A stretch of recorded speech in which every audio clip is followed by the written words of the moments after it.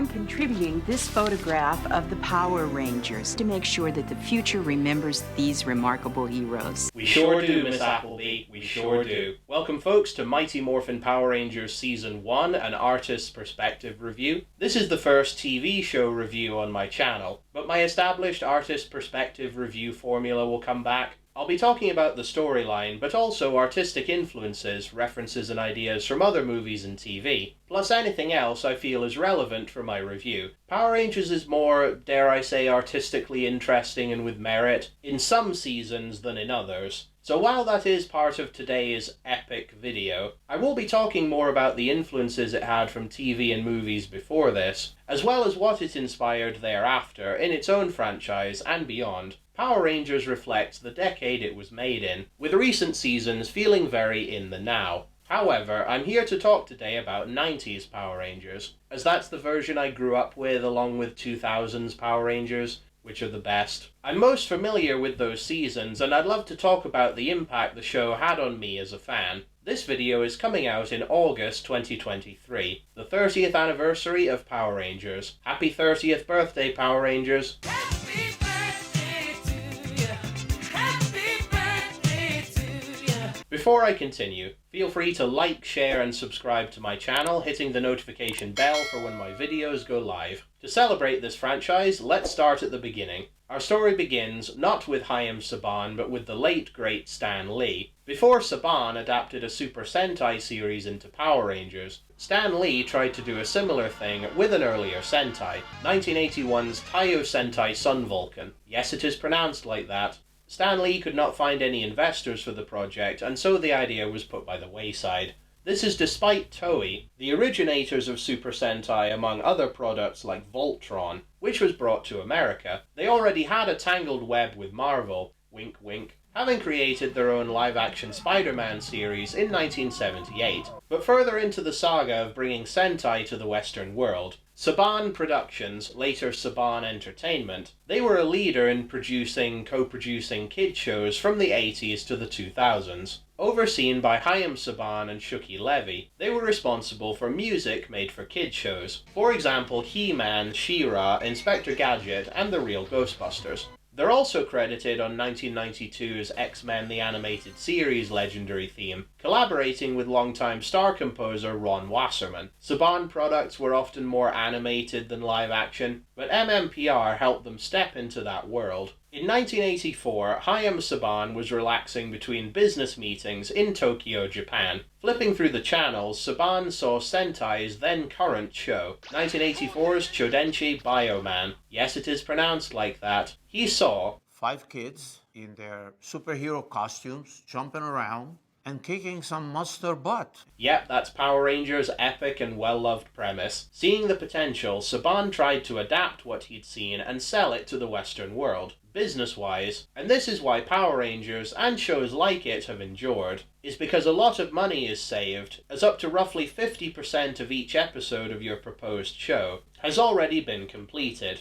It's just a matter of rescoring, redoing the Foley for, and English dubbing the Japanese footage. Also reshooting footage with American actors to create a new show. Making the show on a low budget and with confidence in its success, you can stand to profit healthily in your business. What a totally genius vision, Mr. Saban! After cutting together a pilot adaptation of Bioman, and then later another pilot based on Kyoryu Sentai Zyuranger that MMPR would source footage from, Saban carried a VHS tape of his work around with him. So retro. He began pitching his idea to networks. All of them, apart from Fox Kids, at best thought it was too silly to work, even in adaptation, that or too violent. This was definitely a problem still when MMPR first aired. The action got a lot of parents complaining, even having the show banned in several countries. Anyway, Margaret Loesch, then head of Fox Kids, sought a new product that would be adventurous, fun and silly, and shared the same conviction as Saban that Sentai could be adapted and be successful. This was especially true after Margaret Loesch's child saw the pilot and gave his approval. So indeed, thank you Margaret Loesch's kid, wherever you're at. Saban's idea was unique at the time, especially compared to other superhero shows like X-Men, but also Batman the Animated Series. Both of those are age appropriate, but they also have a definite edge and maturity to them too. Think more the 60s Batman, mixed with Voltron and Japanese monster movies, and Power Rangers is the result. With Power Rangers, whatever year it comes out, they tend to use the Sentai from the preceding year. The show started in 1993 and used footage from the last season completed in Japan in 1992. This has mostly been the constant in the making of Power Rangers, but let's talk about the initial season's production. The concepts for MMPR went through a fair bit of refining, the type of show both Saban and Fox wanted, for one thing, but even just the title, Rangers, was always going to be included, inspired by what Sentai often does, but it was originally going to be called Dino Rangers, also Galaxy Rangers at one point. Saban evidently held on to those titles, recycling them later on with Power Rangers Lost Galaxy, and then initially Power Rangers Dino Thunder.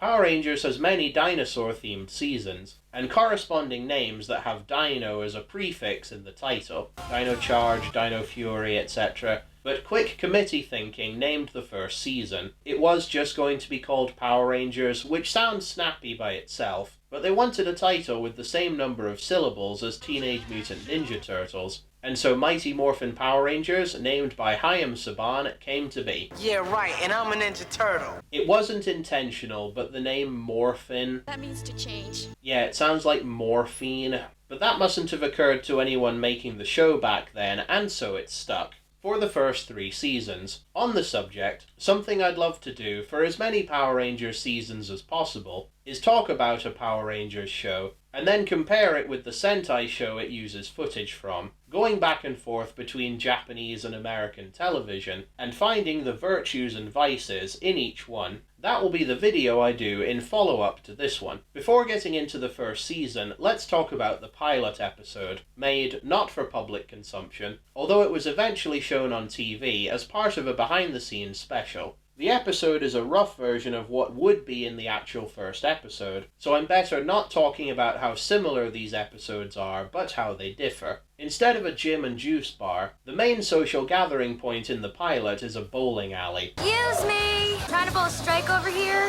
Also the cast, their characters are definitely more energetic teens with attitude, other than David Yost, who's nerdier here as Billy, and with different glasses. How prodigious. And Austin St. John, who dials it back, partly as sadly he turns in a bad performance in my books. Use your crystals to activate the dino power now! But it's just the pilot. His acting only improved from here in the Power Rangers franchise. Come on, Ranger! Anyway, speaking of the cast, the initial call was for a show called Phantoms. Phantoms? Like the movie with Billy Zane? Good guess, but wrong. Which is a weird working title, I'll be completely honest. But the idea of what kind of show the actors would be in came across. They wanted people with a Beverly Hills 90210 look. Gymnastics and or martial arts experience was essential, and they needed to be 18 but play younger. Way to combat those child labor laws, guys. The auditions narrowed down to 2 casts. A tall, model-looking cast, and then the one that Saban wanted, which is the talent we had ultimately. I'll be drawing fleeting comparisons to Saved by the Bell in this review. Saved by the Beat. As that show was on its way out by the time Power Rangers came in. Much like 90210 as well, actually. Both of those shows have enjoyed revivals long after the fact, which just goes to show the popularity of them. Also the 30-year cycle of nostalgia, where, after said time frame, things come back into style or relevance, explaining why things are the way they are in Hollywood at the moment, with the 90s becoming cool and profitable again. In the 90s, Power Rangers virtually replaced the popular teen-tween sitcom, which is its own kind of American TV, also bridging the gap between that and the sci-fi anime show Voltron, updating the combiner mecha concept into live action. I don't know if I can call Power Rangers everything the TV show, but it draws on a lot of disparate parts and makes them work. Something I won't talk about, however, is Beverly Hills 90210 in comparison to Power Rangers, partly as admittedly I've never actually seen it, so what do I know, but also, based on a quick Google search, I feel it's too mature and serious, relatively speaking, to be compared to MMPR.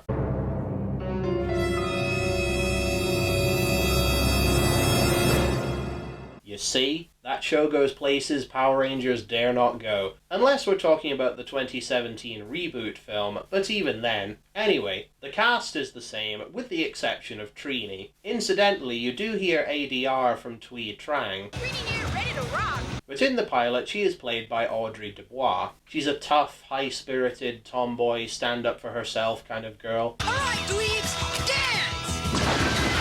I do like her take on Trini. The cast in the show proper is iconic, but it could have been interesting seeing her as Trini in the show. Dubois left the show after the pilot due to a pay dispute, and this issue is why she, along with many Power Rangers actors, left the franchise. With exceptions, but those stories will be told accordingly as needed. Dubois has appeared at Power Morphicon in recent years, receiving recognition for what she did, which is wonderful, although she's never come back to acting in general, it seems, despite still being part of the show's history. Another character played by a different actor is Skull, his actor being a stunt actor, not a character actor, and looks more like a 50s greaser than an 80s punk. Also, Bulk is the sidekick in this version, and looks like a hillbilly Winnie the Pooh or something with his costume. Another budgetary difference is the teleport effect. It's cool, but it looks like a morphing, distorting effect of the actors as they get sucked up out of picture. A better, more creative, if odd choice using reworked Zyuranger opening titles footage is the CG morphing effect of the teens turning into puppet animals, and dinosaurs that go along with their Ranger identities.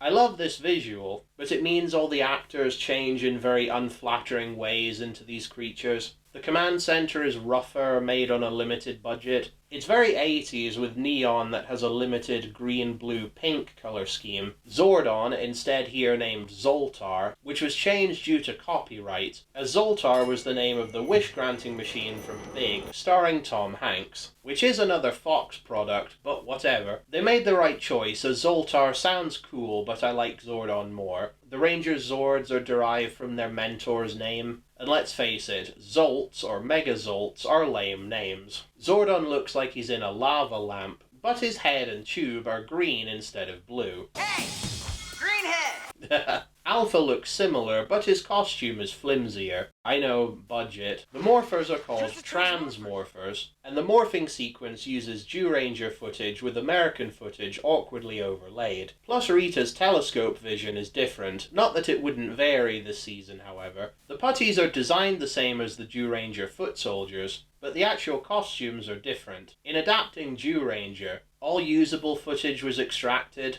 and a team of writers hired to craft stories, based on a found footage aesthetic. So that was the rough pilot. So what's next?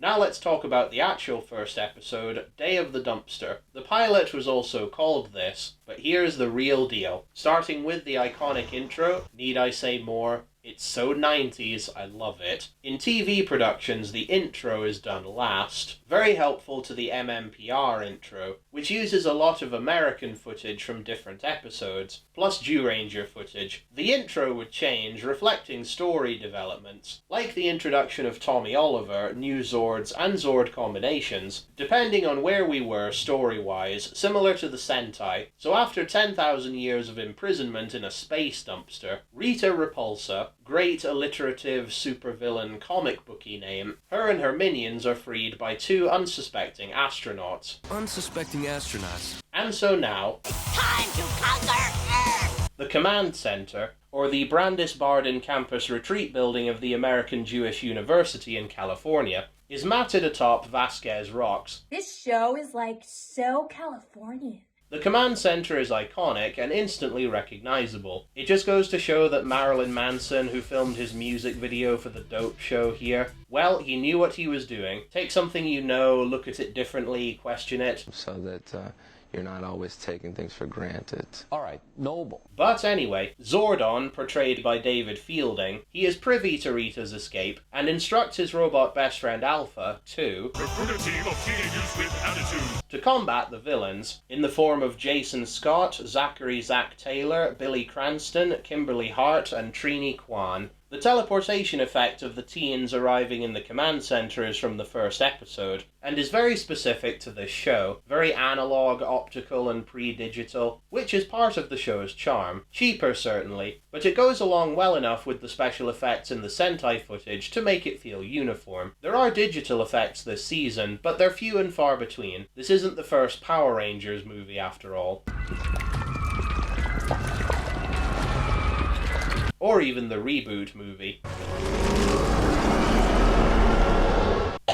With Zack's Power Morpher, the shine of the coin and the quality of it shows they used the toy versions at the time. Interestingly, it looks like what Hasbro, who owns Power Rangers now, it looks like the toys that they make, as opposed to the legacy toys that more closely resemble the Zyuranger footage. For the US adaptation, the morphers say Power Rangers, whereas the Sentai version reads Kyoryu Sentai Zyuranger. In fact, if you look closely, you can see the Ranger's weapons say Zyuranger. This is a quirk of the process of adapting Japanese television for the Western world, by making said Japanese show not look Japanese. A behind-the-scenes mandate that had to be followed. That goal was often reached, but there are exceptions. The hell is he doing there? The effect of Jason morphing is iconic, even if it kind of looks like a cardboard cutout appears on top of him. It's a Photoshop After Effects job with the suit against green screen, but again it's charming. Given time, budget, and the standards of 90s television. Here's a seizure-inducing moment.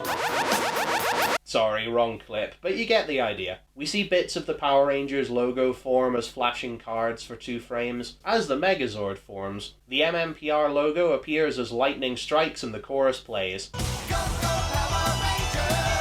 Great colours, pure hues of primary and secondary colours, with a little bit of pastel colour too. The black background helps them all stand out more. I love how the Power Rangers text has fire internally before turning green. The O in power has a lightning bolt, like a major part of the logo has, which makes it look like a power coin. Roll call credits. American footage on the left with a freeze frame of our characters. How 80s. I know this was filmed in 1992, but still. Clips with the Rangers and their weapons appear on the right, each clip split by a central vertical line, very anime. The line's colour going along with each Ranger's colour too. We see the morphers with the cast members inside, holding their morpher props aloft, with Ron Wasserman's Go-Go Power Rangers theme amazing. Let's talk about the theme song. Ron Wasserman, which means waterman in German. He created this masterpiece in one 2.5-hour session, as sometimes that's just how artists work. Even though this is a kid show, he wrote the theme to appeal to adults, which shows great musical vision. He had free rein on the song, the only suggestion being to use the word go, as Saban had previously had success with that, with Go Gadget Go, the Inspector Gadget theme. Wasserman had influences from Black Sabbath to Iron Maiden, but also Van Halen, which features strongly here. He even sang on it, having never sung on anything before recorded to tape.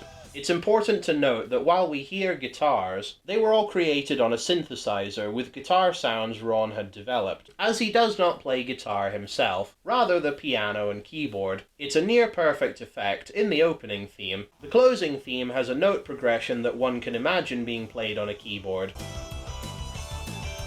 but otherwise perfect. Previously, Wasserman had only sung on demos as guides for the actual singer. So my high harmony is, you listen, it's really flat. Even still, Fox and Saban heard it, loved it, and Ron became the singer. We see a sunbeam of sorts coming from the morphers, and a solid background of buzzing electricity, color-coded to match each character. The morphers are a little transparent due to how they're optically incorporated into the shots, the way the light comes from them, but they look cool. The rule of cool conquers all, especially in the 90s. We see the Zords flash by, then a freeze-frame group shot of the team with their power coins taken from the Sentai. Major stars of the franchise, Farkas Bulkmeyer and Eugene Skull-Skulovich are credited. Very German sounding names, or Southern European, Or Jewish, at least. This beloved duo is played by Paul Schreier and Jason Narvi, respectively. Their clip with them waving their candy floss. I say candy floss, not cotton candy, as I'm from the UK. Go figure. Bulk and Skull's nicknames comment on their body types. Bulk is big and bulky, Skull is skinny and bony. Gotcha. Here's a bizarre early memory. Bulk and Skull's candy floss, I always thought they were waving raw chickens, which doesn't work as chicken doesn't break apart like that, raw or otherwise. But, you know, they're bullies and anarchists, it's in their nature to do that. But I think I only interpreted this that way as it flashes by really quickly. Plus I was watching it on VHS, yes, I am that old, so it was harder to see what was really there sometimes. Some awesome footage of the Megazord formation, title card, and boom.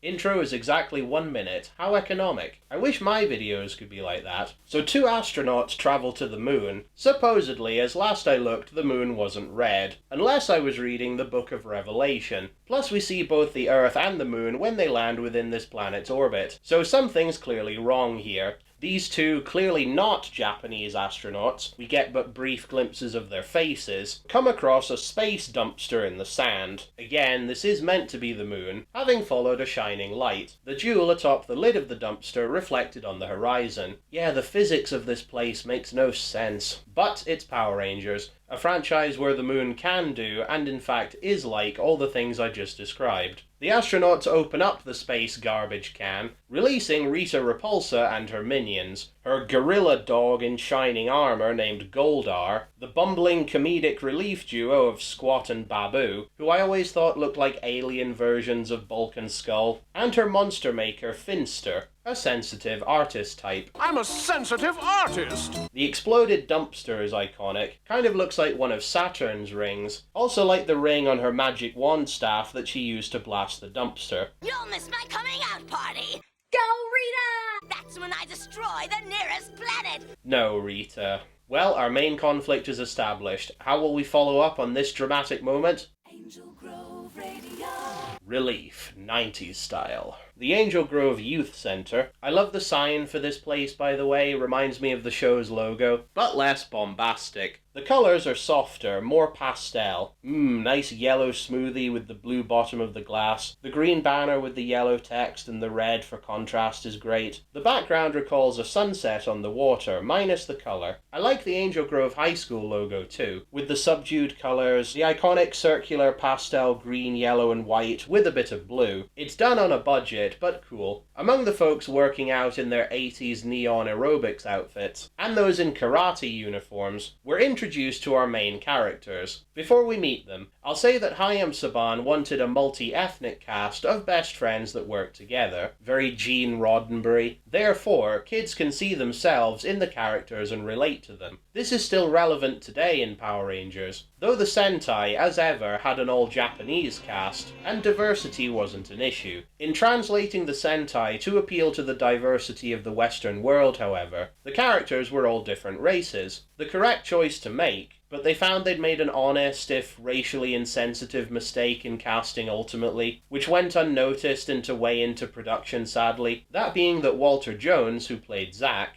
the Black Ranger, is African American, and Thuy Trang, who played Trini, the Yellow Ranger, is Asian, specifically Vietnamese. I know the producers saw the casting of Trang as a tie-back to the Sentai they were adapting, but again, that cast was all Japanese and Trang is Vietnamese. So again, perfectly well-intentioned, but those good intentions fall flat. Audrey Dubois, who played Pilot Trini, is not Asian, and I think having the cast like this better fills the diversity quota, despite the Rangers' races and their corresponding suit colours. With that said, when you're a child watching this show, I'll speak for myself, I didn't notice or think about any of that. You don't know what race, much less what racism is, or even what stereotypes are. You just see the characters for who they are as people, as intended. So there's enough community love here, as Walter Jones would say. Community love. To make it work. Casting choices for the Rangers were handled better in subsequent seasons after the mistakes made here, by and large. But the commendable thing, pop culturally in Season 1, is that these beloved superheroes were identified with by generations of people. How touching for the actors playing these characters. We're introduced to Kimberly doing her gymnastics. Oh, Kim's so gorgeous. Hey! I'm not the first to say that. Amy Jo Johnson, I had the biggest crush on you as a kid. In fact, I still do.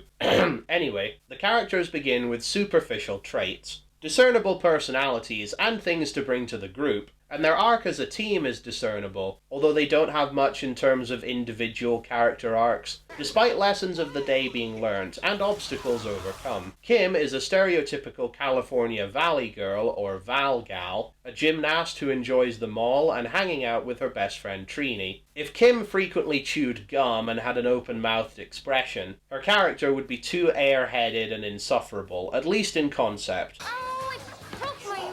Excuse me, but will somebody come back to Earth and pick me up, because I am totally confused. But she, along with the rest of the team, still have a charm and likability. No way.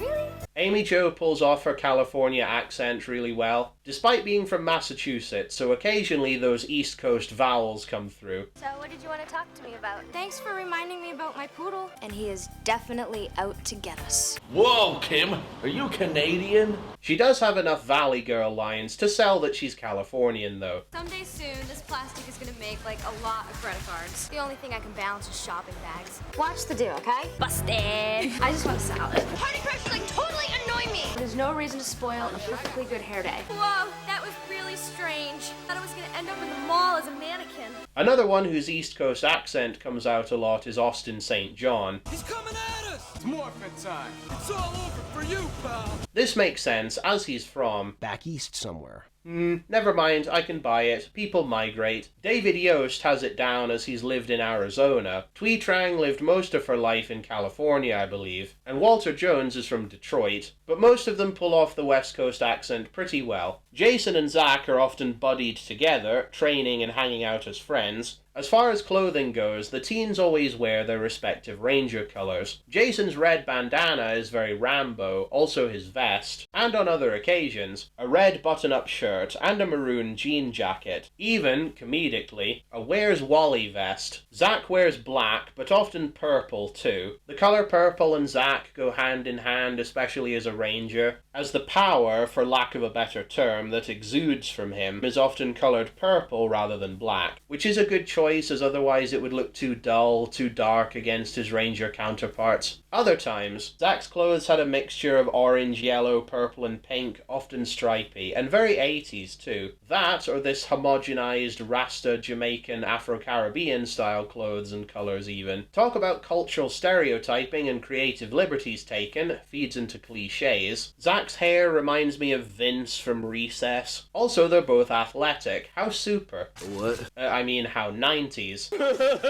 Trini flies solo, very focused but chilled too. She's a skilled gymnast. Thuy Trang is no longer with us, sadly, and it's the biggest shame ever. She tragically lost her life in a car accident in 2001. 8 years after MMPR premiered and 7 years after she'd left the show. An episode of Power Rangers Time Force is dedicated to her memory, as is the special Netflix episode, Power Rangers Once and Always. Thuy was such a talented actress, a sweet, kind-hearted person too. So much potential. She was, and still is, missed by many. Trini sometimes wore braces on her hipster jeans, very 80s. Yellow tartan. In fact, a number of styles and outfits, like a cowgirl waistcoat, a flat cap like a Bratz doll, very chic, even like a hippie with her stripy top and crystal necklace. How 60s in this 90s show. And she even wears yellow to bed, like how Kim wears pink. Kim often wears a flowery gym suit, very 90s. A tartan hoodie tied in the middle, flower earrings, baby pink Doc Martens and flowery dress. Aww. She sometimes looks very 80s with her spotty purple dress and shocking pink, sometimes looking like a brunette Barbie doll. So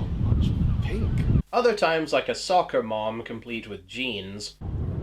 Ooh, she even has a JanSport bag. Product placement. The blue, purple and cream in Billy's shirt is very 80s in one episode, though often Billy wore plain blue and looked kind of like Chucky from Child's Play with his signature dungarees. The bane of his existence. Very kiddie, and again very 80s. Hi, I'm Chucky. Wanna play? They do look cool and iconic though. Yes, like one of Alvin and the Chipmunks. baby. David Yost is an accomplished martial artist, and it's a testament to his acting, as he often had to pretend to not be that adept at fighting to play his character initially. His blue bandana and glasses remind me of both Leonardo and Donatello from TMNT. He's got Donatello's personality and nerdiness. I'm president of the Science Fair Committee. But the blue makes me think of Leonardo, the leader. Fun fact, David Yost originally auditioned for Jason, but didn't feel that authority in him as a person, and so went for Billy and got the role. His role, like the others, is iconic and special, although 30 years later, he did get to lead the team in Once and Always, so what went around came around. It's especially great to see him treasured like this years later, because David Yost is gay and was unfairly harassed to no end over this by people behind camera, taking a toll on his mental health, and ultimately leading to him walking off set one day during Power Rangers Zeo. This sad, disappointing fact speaks to the treatment of LGBTQIA+ people in the 90s, how society has become more inclusive ever since, and my heart sinks knowing that he suffered this way, but Yost did also feel like a kid's TV role model, a beloved superhero. The cast brought their athleticism into their auditions, tying back into the Sentai footage, but also to create these idealized, sporty, fit, kind and loyal teenagers who do their homework and succeed at everything. How relatable. Even so, the teens with attitude, platitude does occasionally come through. Hey, dirtbag! You're yesterday's news. You mean like the alphabet? Don't you feel a little out of place here? After all, an IQ is required. Does she even know you're alive? And I love it. Billy is full of technobabble, whom Trini translates for the other characters' benefit. Translation, please. David Yost often struggled with his dialogue, trying to simplify it down wherever he could. A fully sentient, multifunctional automaton. I do give credit to the writers writing lines with an ambitious vocabulary though. It's funny in hindsight that Kimberly being a girl is the Pink Ranger, and Billy, a boy, is the Blue Ranger. Talk about gender stereotyping. Seriously though, that's not the issue, but it doesn't take away from superficial characterization. They're a girl, so they wear pink. They're a boy, so they wear blue. Okay, we just need more going on with them as people. Some of the cast were innately better actors than others. Amy Jo is the best, lots of subtleties in her performance, even practicing Stanislavskian and method techniques for the show. You might think, oh that's unnecessary, but as an actor you need to start somewhere. Yost, Trang and Jones are about even, but Austin St. John is the weakest, initially. We have to try. There's gotta be a way to stop that thing. What's wrong with you? I know. Alpha, Zordon, Rita and her minions, their actors all turned in great performances. It's just the characters as written that needs work. Better writing and good talent always makes for good, long-running TV, as it gives the actors a chance to hone their craft. It boils down to standards of writing in children's media, or just popular media at times in the 90s lacking actual characterization here and there. Writing for kids' media has improved over time, I'd like to think, although with Power Rangers it depends on which season we're talking about. Some of the actors were more martial artists or gymnasts, the girls being more the latter, and the boys the former, although Walter Jones combined martial arts and dance, what Zach calls hip-hop kido. The dancer wants to be a fighter.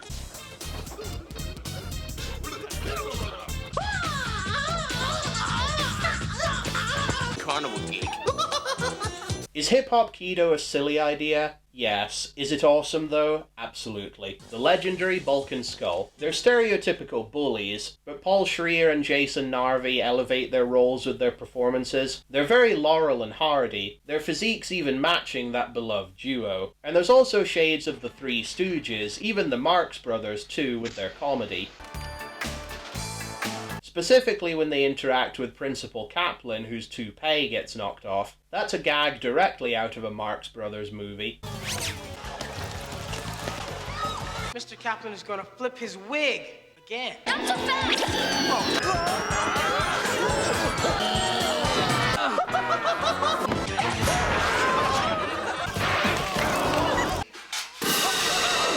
Their slapstick being influenced by silent comedies of previous decades goes along with my ideas about the 30-year cycle of nostalgia, relevance, and pop culture significance. In the 90s, the 60s came back. All those comedy acts would have been on their way out by that time, but they maintained popularity and influence as classics. The theme music and sound effects for Bulk and Skull reflect them perfectly. Big and bumbling and high-pitched and annoying. Lovably so. The score is mostly rock-driven. Wasserman's hard and fast rule for Power Rangers. But Bulk and Skull brought some levity.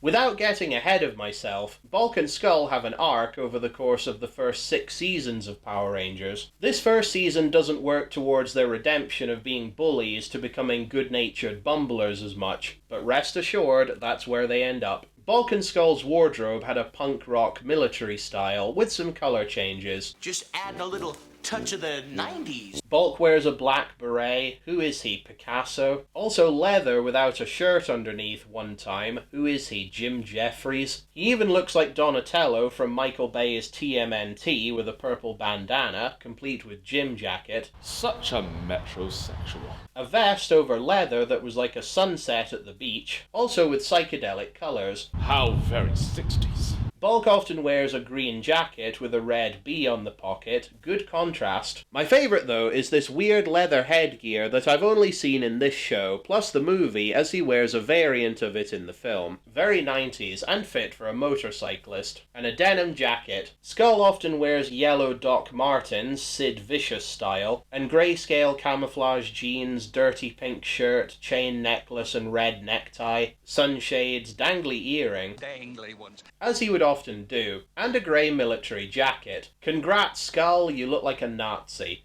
Oops. A confused Nazi, at best. At least he salutes the American way. Skull sometimes wore a skull vest, cool and apt, and his hair sometimes looked like Egon from Ghostbusters 2, other times like a greaser. Weirdly, he looked like a Gordon Highlander with his green beret, and his red beret with a question mark badge made him look like a Pokemon trainer. In fact, Bulk sometimes looked like a Pokemon trainer as well. When he wore his bandana, Skull also sometimes wore a wrestling belt and a green jacket. Bulk's long hair was often tied back in a ponytail, iconic, and in episode 1 he had loose-fitting clothes, hard, brown leather boots, again with kind of a Doc Marten style, leather jacket, jean jacket on top, white military belt, and a tie-dye shirt. As a long-haired dude myself, no, I've no desire to tie my hair back like Bulk. Paul Schrier's amazing, I just don't want to look like him. Although nice mustache dude. Skull's shtick was to hit on Kim. Ugh, don't even mention such a horror. While Bulk often hit on Trini. Gross, pathetic and desperate, and the girls are always unimpressed by this. Boys, here's an example of what not to do. Often when the bullies didn't get what they wanted, they'd turn on the teens and then slapstick hilarity would ensue. Nice and cathartic. Schreier and Narvi figured out their slapstick for each episode, taking their comedy seriously, and as well they should. It turns in good performances. It's funny though. One of their stunts involved a glass sign at the juice bar. Bulk and Skull collide with it and break it, which I'm sure wasn't deliberate. I hope behind the scenes they didn't hurt themselves. Health and safety wasn't as big a deal back then. It's just 30 years later standards have shifted. Another of Skull's tropes is repeating what Bulk says to sound tough. Oh, I want my mommy. Yeah, I want your mommy. Talk about Freudian. Skull, I diagnose you codependent with Bulk. I mean, you're so dumb you can't think for yourself. Grow up, dimwit. Anyway, they're both dumb, but Bulk has a little more smarts as the leader of the two. Zack often stands up to the bullies as he is the Black Power Ranger. I'm sorry, I'm trying to turn a perceived negative into a positive. Trini also combats the bullies, tossing them away as she is the yellow... Okay, cut that right there.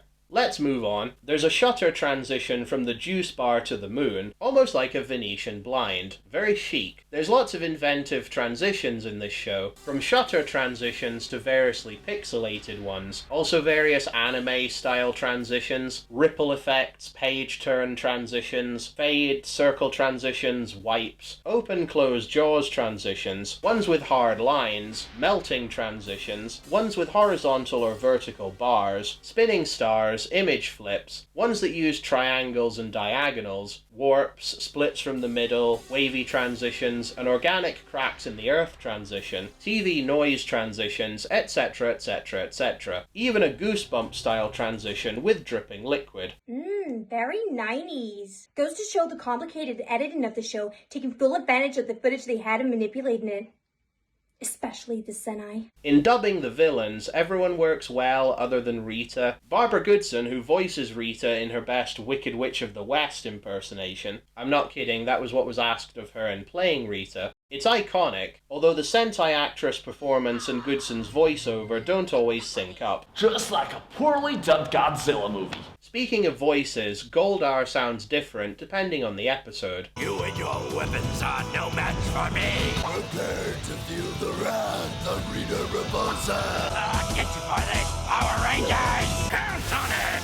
I'm talking about you nitwit! It's like he's going through puberty or something, but the character remains intact regardless of how gruff he sounds. Bulk and Skull want to be taught how to beat people up by Jason. Little do they know that martial arts is not for that, rather for self-defense. Talk about dumb insolence, selfishness, and a lack of respect. The juice bar wants to have kind of a 60s diner chill vibe, but the colors and designs make it feel 90s, which is still cool. Ernie, owner of the gym and juice bar and played by the late great Richard Gianelli, serves the teens some spinach juice. Gross. But then it's an earthquake. How very Californian. Help, evacuate. According to director Terrence Terry Winkless, in directing the show based on stock footage, close collaboration with editors and writers was crucial in creating a new way of making a TV show, which continues in Power Rangers now, filming and intercutting different footage together. So that you had a sort of tapestry. There's so many complicated edits and tie-ins from newly shot American footage back into the Japanese clips. Also stock footage that Saban was able to use in depicting Angel Grove, cityscapes, park areas, even just the exterior of the high school and juice bar, all the things you need for formulaic, serialized storytelling. Rural and coastal locations are harder to adapt from Japan to California, but this was the prototype for what Power Rangers would become, and the production value only went up from here. We meet our wise leader Zordon and his robot associate Alpha 5. I wonder what happened to Alphas 1 through 4. Alpha's suit is impressive. A bronze dome, flying saucer head, lights in place of eyes to indicate speech, elbow and shoulder pads, very 90s skater boy almost. Whoa!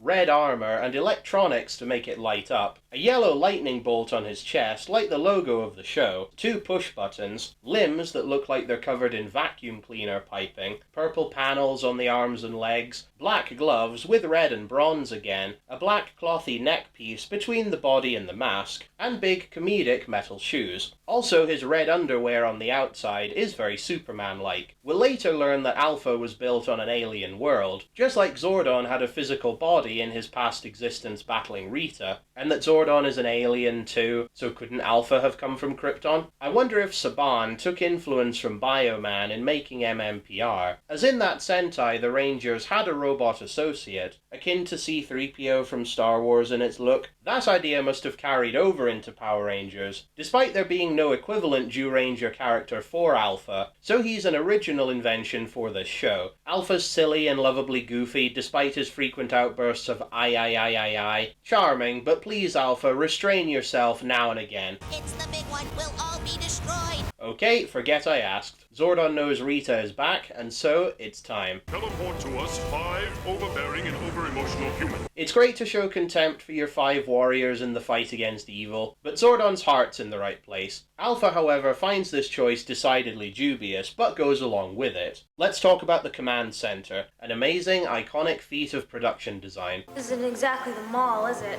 The viewing globe looks great, a giant glass orb that can play images in the curvature of its own space. It sits atop a globe glowing platform, and looks like it has wooden coffee tables fitted around it in various sizes, also with wooden bed legs kind of, for the sake of design, but to support the ball as well. I love the spinning emergency lights made of transparent red and yellow plastic.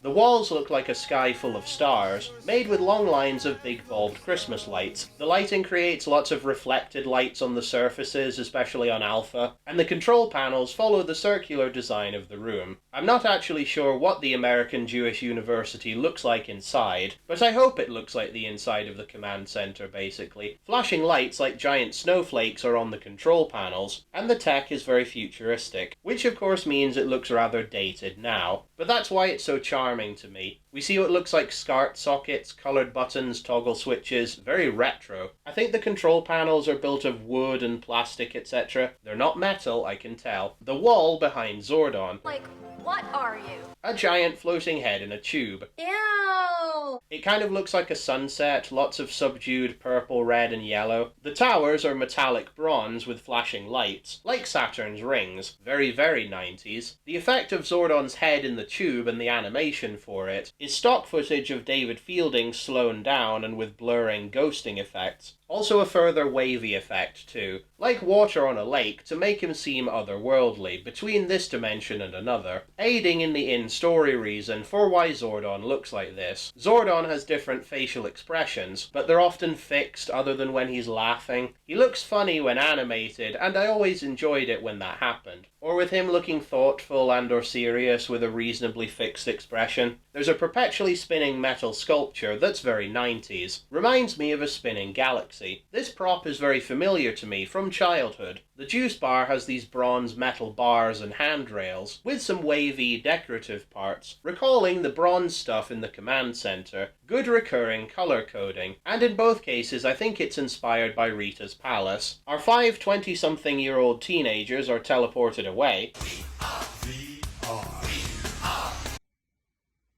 That looks so 90s. Yeah, it's like we were in a virtual reality flying simulator or something. Gen Z, look that one up. I am Zordon, an interdimensional being caught in a time warp.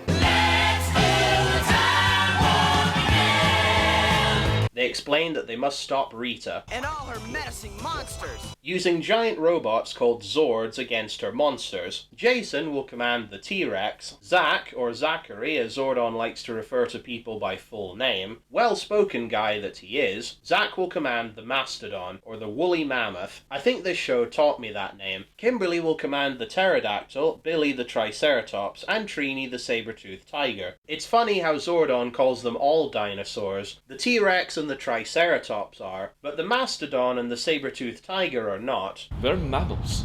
While the pterodactyl, closer to the dinosaurs, again is not one either. It's specifically a winged prehistoric reptile, a pterosaur, completely different species. Zordon kind of gives the teens their own personalities, like the way he sees them rather than what they are. At least not yet, though it's implied that Zordon can predict the future, at least in part. We'll come back to that. Jason, bold and powerful. Zachary, clever and brave. Kimberly, graceful and smart. Billy, patient and wise. Trini, fearless and agile. Admirable traits, but show don't tell. Television filmmaking 101 after all. Something I discovered about Walter Jones much later is that he is missing a finger, his left middle finger, in an accident when he was 4 years old, I believe. Pretty crazy stuff. They often succeeded at hiding this fact, but once you see it, you can't unsee it.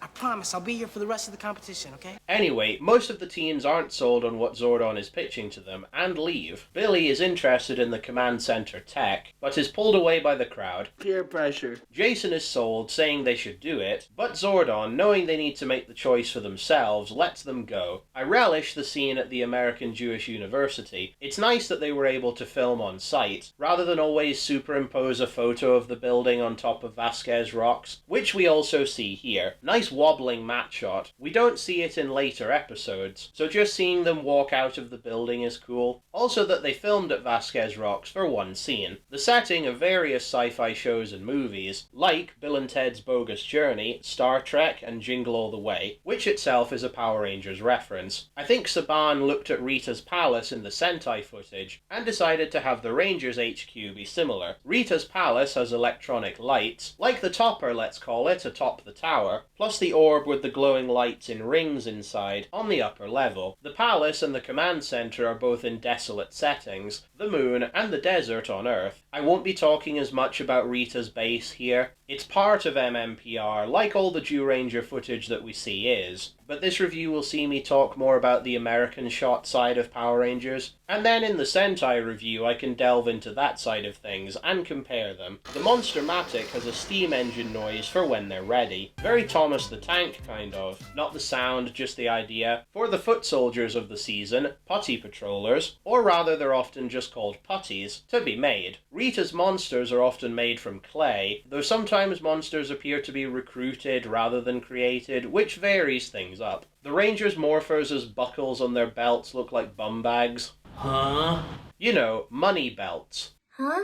You know, fanny packs to my American brethren. Oh, I get it now. Ooh, How 90s. Rita is privy to the Rangers' opposition. A bunch of pimple-faced nitwits! Haha, nice comedy concept. The old person, frustrated by young people. She blasts them from space and sends down a squad of putties to combat them. The American footage of the putties matches the Sentai, as they reuse the costumes, although in Zyuranger they always wore belts. In MMPR they wear belts sometimes, but not all the time.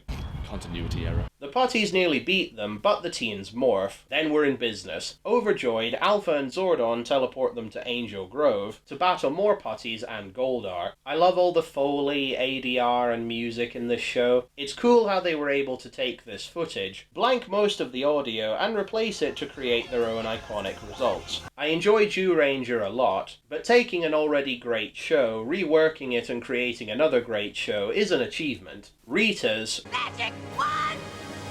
Big Mike! Insert name here. Mine's out of the gutter. You know who you are. I think they asked Toei to shoot more coverage of this so they could reuse it as placeholder footage. Due 1.5, if you will. It's a wonder Rita's staff doesn't burn up in the atmosphere as it's thrown from the moon to the Earth. Also, how does she get it back after every time that she does this? Is it like Thor's hammer or something? Don't question it. You're so right. Anyway, having seen that their giant robot animals can merge into a giant robot person, that's what they do. This is a holdover from Voltron, which had giant robot lions that combine, though I find Zyuranger's robot more interesting as it includes all different species, not just one. Their assembly is iconic. Ooh, AOL.com era reference, very 90s. The dubbed-in voices help guide you through what's happening, especially if you're new to this sort of thing. 2, 1, power! Iconic line. Alright, Rangers, power up! Tyrannosaurus power! Log on! Zach here, let's get cooking! In the groove and on the move! Mastodon, time to kick it! Saber-tooth tiger, ready! Trini, Awesome Scout, ready to rock! Triceratops, powered up! This is Billy, I'm nominal. What does that even mean? It sounds like he's going to be sick. Triceratops, online! Billy sounds like a cowboy here for some reason. Alright, let's get it together! I just love this part. We all do, Kim. We all do. Pterodactyl, powered up! A favourite though is the monster-themed puns before the fight starts, usually said by Kimberly. How they want a Megazord? I love that line. Let's jinx this Sphinx! Frankie, you're finished! Footage of the Megazord formation is reused almost episodically, and this becomes more evident later on when toy commercial footage was variously used instead of the Sentai shots, likely as the Zyuranger footage was deteriorating. It did look visibly discoloured by the end, which is what happens when VHSs of the footage are copied and spliced in. Not something that's a problem now, but you know, it was the 90s, man. This sequence is especially where you notice the difference in footage qualities, from the Sentai to the US footage. Power Rangers was shot on video, while the Sentai was recorded on celluloid since the 70s, making it look like a movie despite the 4:3 aspect ratio. There's a pronounced film grain, which there kind of always is in the Sentai, but you see it here in particular. It makes the footage look older than the 90s, but it's just the format being used. That's iconic, to the rhythm of the hands moving into place, especially tailed by.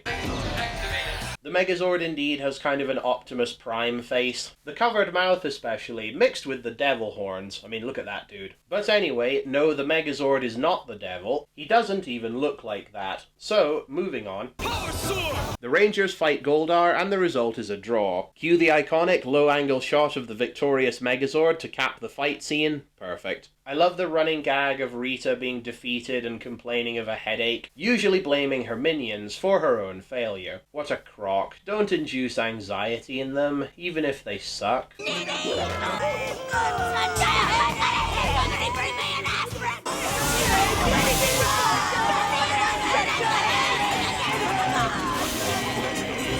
The Rangers celebrate their victory, Zordon outlining 3 basic rules for them to follow. Never use your power for personal gain. Never escalate a battle unless Rita forces you. And finally, keep your identity secret. The first one is a constant in the superhero genre, especially when it comes to lessons of the day in kid shows. If you have the power, don't squander it. Be a good citizen, do the right thing, and be responsible. Because, folks, with great power comes great responsibility. Thank you, Uncle Ben. The second is good advice and makes for drama later on. And the third is pretty standard fare for the superhero genre, having a secret identity. All the major superheroes do this. Batman, Superman, Spider-Man, etc. The teens have brushes with people who wonder what certain things are, like their communicators invented by Billy. New watch. Or like when Jason evacuates the fun fair via megaphone. Why? What authority does he have? He's a Power Ranger. Jason nearly busts their identities with his word choice in front of Bulk and Skull. Plus kids whom they know and rescue could potentially find out who they are as well. Wow, the Power Rangers! Wow, the Power Rangers! Great job, Kelly. We knew you could do it. How does the Red Ranger know who Kelly is? Anyway, as a side note, they love to drink in their fame. Secretly. Like when the TV covers their successes. Rita Repulsa and her seemingly endless hordes of monstrous thugs. Great acting from the Rangers trying to keep their identity secret and just drinking in the attention. Who are the Mighty Morphin Power Rangers? And how do they get their incredible power? The amazing Power Rangers have saved our fair city from one of Rita Repulsa's lethal monsters. After a lengthy battle, the Power Rangers were able to defeat the beast. Thank you, Power Rangers, whoever you are. And on the local front, those amazing heroes, the Power Rangers. But don't let it go to your heads, Rangers. That's vanity. Everyone is in after Zordon's speech. He is a good motivational speaker. Everyone other than Kimberly. I don't know, you guys. I mean, the outfits are cool and everything, but my hair gets all tangled up inside the helmets. I don't think I can do it. Turns out, she was just kidding. Not! Very 90s. You think that's 90s? You should hear what she said to Cap the pilot. Psych! Everyone reaches their hands in. Ooh, Kim's got pretty pink nails. And throws their hands into the air. The freeze frame on the group shot is very 80s. Remember this end shot for a future episode. The end title credits the series producers. Thanks Chaim Saban and Shuki Levy. The end credits, at least initially, are a mixture of Jew Ranger shots and clips from the American footage quickly cut in. The old 90s Power Rangers Saban logo is iconic at the end. I have so many memories for every inch of this show. I had to source this clip from my old DVD copies rather than my new ones that this review uses footage from, as, much like on Power Rangers' YouTube channel, it has the new Saban Brands logo. Lame. Well, not lame, it's cool, but I have nostalgia for the old logo. While the second episode is about the team, Trini has the most growth. We learn she's afraid of heights, and overcoming her fear is her arc.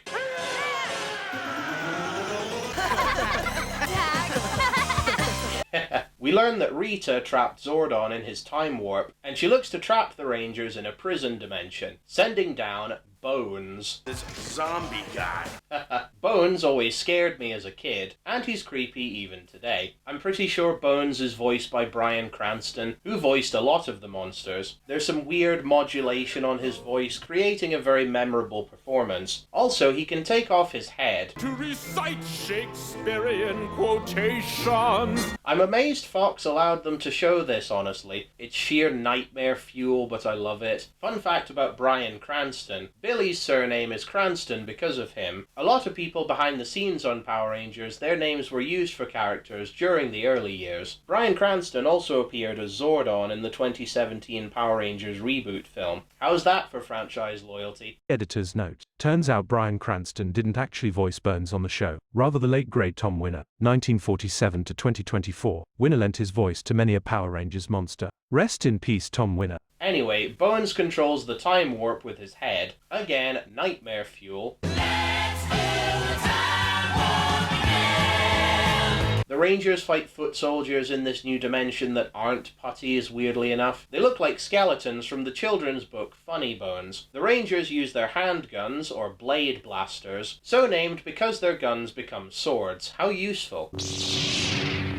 If Bones' head is destroyed, the Rangers can beat him and escape. Trini successfully tosses Bones' head into the abyss, but Rita's not through yet, sending a giant knight to bust open the dimension and beat the Rangers. Jason subdues him using his T-Rex. Usually it's the Megazord that defeats the monsters, which is awesome, but it's great to see Jason grow into his leadership role in moments like this. For his finishing move, the T-Rex roars into the earth, creating a tornado that turns the knight into dust. The other individual Zords have their own attacks too. The Mastodon's freezing mist, the Triceratops has cannons, also chains to wrap around enemies, and the saber-toothed tiger and pterodactyl use lasers. This doesn't always come up, but it's cool when it does. It's cool seeing shots of the Rangers in their individual cockpits too. The Rangers' communicators, whose faces look like microphones, are iconic. They ring like phones, using the Power Rangers theme in beeps and boops actually.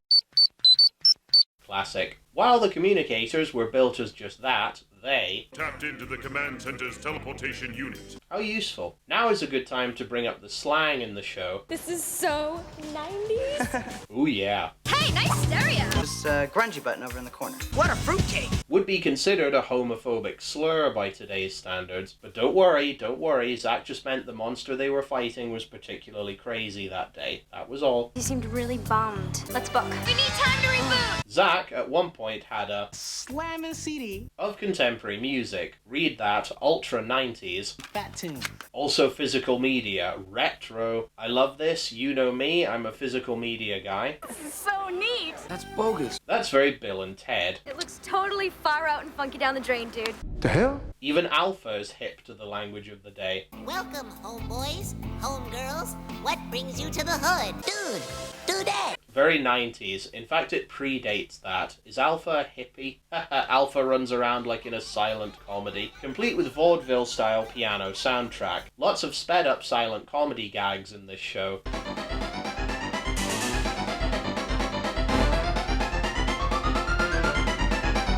I love it. We're introduced to a major catchphrase of this franchise. More phenomenal. We'll hear this a lot in Power Rangers, and I love it, so. More phenomenal. This is more phenomenal. More phenomenal idea, Billy. More phenomenal. More phenomenal, Zach. A lesson of the day that appears a few times is, save the environment, stop pollution. Noble, but oh so 90s. Kimberly and Trini have a petition to have the dump site shut down due to pollution, while Rita sends her Minotaur monster, which they mispronounce the name of. It's the most menacing Minotaur. Nice alliteration, but it's Minotaur. Come on, Billy. Occasionally there's a gay panic moment with Bulk and Skull, as it looks like they both embrace like it's a bromance, which it kind of is, let's be honest. But yeah, guys don't hug other guys. They're so secure in themselves and their masculinity. There is no way that I'm gonna be the back end. He likes to check his instruments before he performs. You promise I could do the scene with you. Sat between the bullies at the juice bar, Kim moves out of Skull's way. His eyes are closed and he moves in for a kiss. Looks like he's going to kiss the camera, break the fourth wall, but accidentally kisses Bulk instead to his shock and outrage, resulting in another gay panic scene from the two, and Bulk threatens to beat Skull up over it. Homophobia. Lots of fourth wall breaks, which Amy Jo does, showcasing her gymnastic skills in the process, twice. Fourth wall breaks include... Fight Vita if you can. Only Quagmire knows her plan.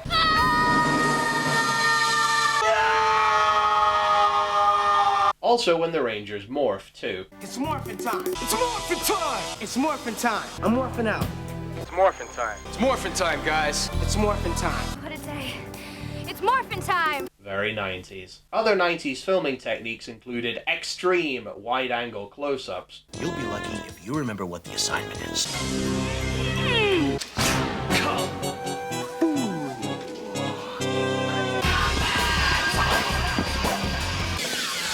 Whoa, water from the ranky mop and bucket splashed all over the lens. I don't know, something's not right. But what good are eggs if you can't eat them? And flip photography.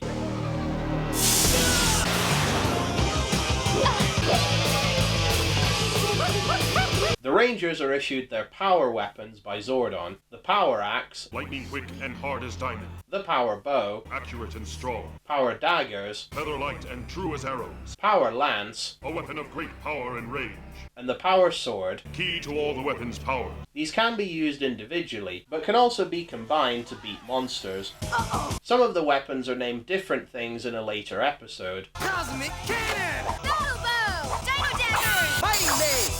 Great names, but they're only called that the one time. The Rangers' reused costumes look really good, though a few of their body types don't exactly match the Jew Ranger footage. Also, their neck pieces are often too padded or too thin. A pressing engagement opens up with Jason trying to beat his record of weightlifting, which he does by the end. 1,010 presses, woo. Yeah, he's a buff, beefy, jock, athlete, archetype type, like Slater from Saved by the Bell. Kelly beat me up. She beat you up? Rita sends King Sphinx to bat them all away with his wings. Jason fighting until King Sphinx and Goldar grow and try and stomp him. The others produce magical crystals via lovably cheesy optical effects and send them to Jason's aid. The crystals are original Jew Ranger props in an envelope marked Z. The letter Z appears here and there in MMPR, usually in Sentai footage, like on the Dragon Zord later on, and Mega Dragon Zord's special attack at the end has a Z created optically. You may think, as a Westerner, oh, does that mean Z for Zord? When rather it's an artifact of the Sentai, Z for Jew Ranger, as the Zu, part of that word, is pronounced Jew in Japanese, meaning beast, so it's Beast Ranger. Anyway, I've just realised that head blaster attack, or the Cranio Laser from the Megazord... Cranio Laser now!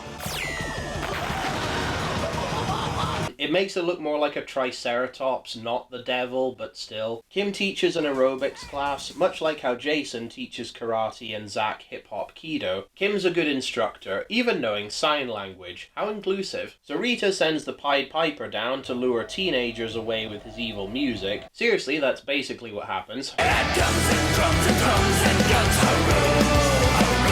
The teens are alerted to the danger from Melissa, the hard-of-hearing girl from Kim's class, who follows them as they're led away to Bronson Cave. I so want to see Adam West come out of that cave and save the kids, though.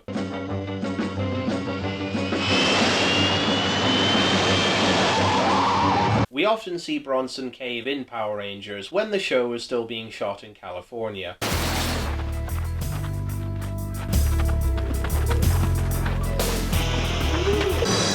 What is it you want? I want your invisibility formula. I don't know where I left it. The teens are thankfully rescued and the monster beaten. The food fight episode is a personal favourite. It's all about getting cultural in the best way possible, celebrating the food of the world. Great. Rita gate crashes the event by sending a gluttonous pig monster, aptly named Pudgy Pig, no doubt influenced by Porky Pig from the Looney Tunes, to eat them all out of house and home. I'm hungry. Food fight! Roll credits! While the mess is cleaned up, the Rangers' attention is called to Pudgy Pig, whom they battle. Haha, Pudgy loved eating all their weapons, farting all the way. They learn that Pudgy doesn't like spicy food, so they lure him with goodies, but also spicy stuff and radishes hidden in a baguette to make him vomit their weapons back up to defeat him. Very grotesque and effective, Power Rangers. Don't touch the hot stuff. In Big Sisters, Trini and Kimberly look after a 12-year-old girl named Maria. Maria's a brat, think typical Beano character, but less funny. Look at those Kevin McAllister eyes. Mercifully, MMPR doesn't have as many Child of the Week plots as Jew Ranger, and I'm glad. In both cases, I don't want the kids to be in peril, I just don't usually care about them as characters. In Power Rangers, when they adapt this trope, it's usually better, but I'd rather just pay attention to the Rangers versus the villains. Rita finds a treasure chest containing magic eggs that can stop the Rangers, somehow, but she can't use them as only a child can open the chest. Maria is kidnapped and suspended in the air by a rope. Wow, this is bold. The American girl they cast to match the Sentai looks pretty consistent. Fortunately, Billy has a solution to their problem. Enter the Rad Bug. It's an old car. Hey! It's a Chitty Chitty Bang Bang Herbie the Love Bug type. The pun name no doubt stemming from Herbie. Although it's rad, as it's the 90s, everything has to be hip and rad. An improved Rad Bug Mark II appears in Once and Always. It looks and behaves more Chitty Chitty Bang Bang-like than the original. Pretty cool. It's lovably ridiculous and great that Billy just invented this flying car in his garage. With a box of scraps! Also that Billy can drive. This is what happens when you cast older to play younger and then forget the age that your characters are supposed to be. Anyway. According to legend, the power eggs were hidden away billions of years ago, which doesn't check out, by the Morphin Masters. Not morphine, right? No, Morphin, you idiot. Okay, cool. Rita has a giant chicken monster attack the Rangers.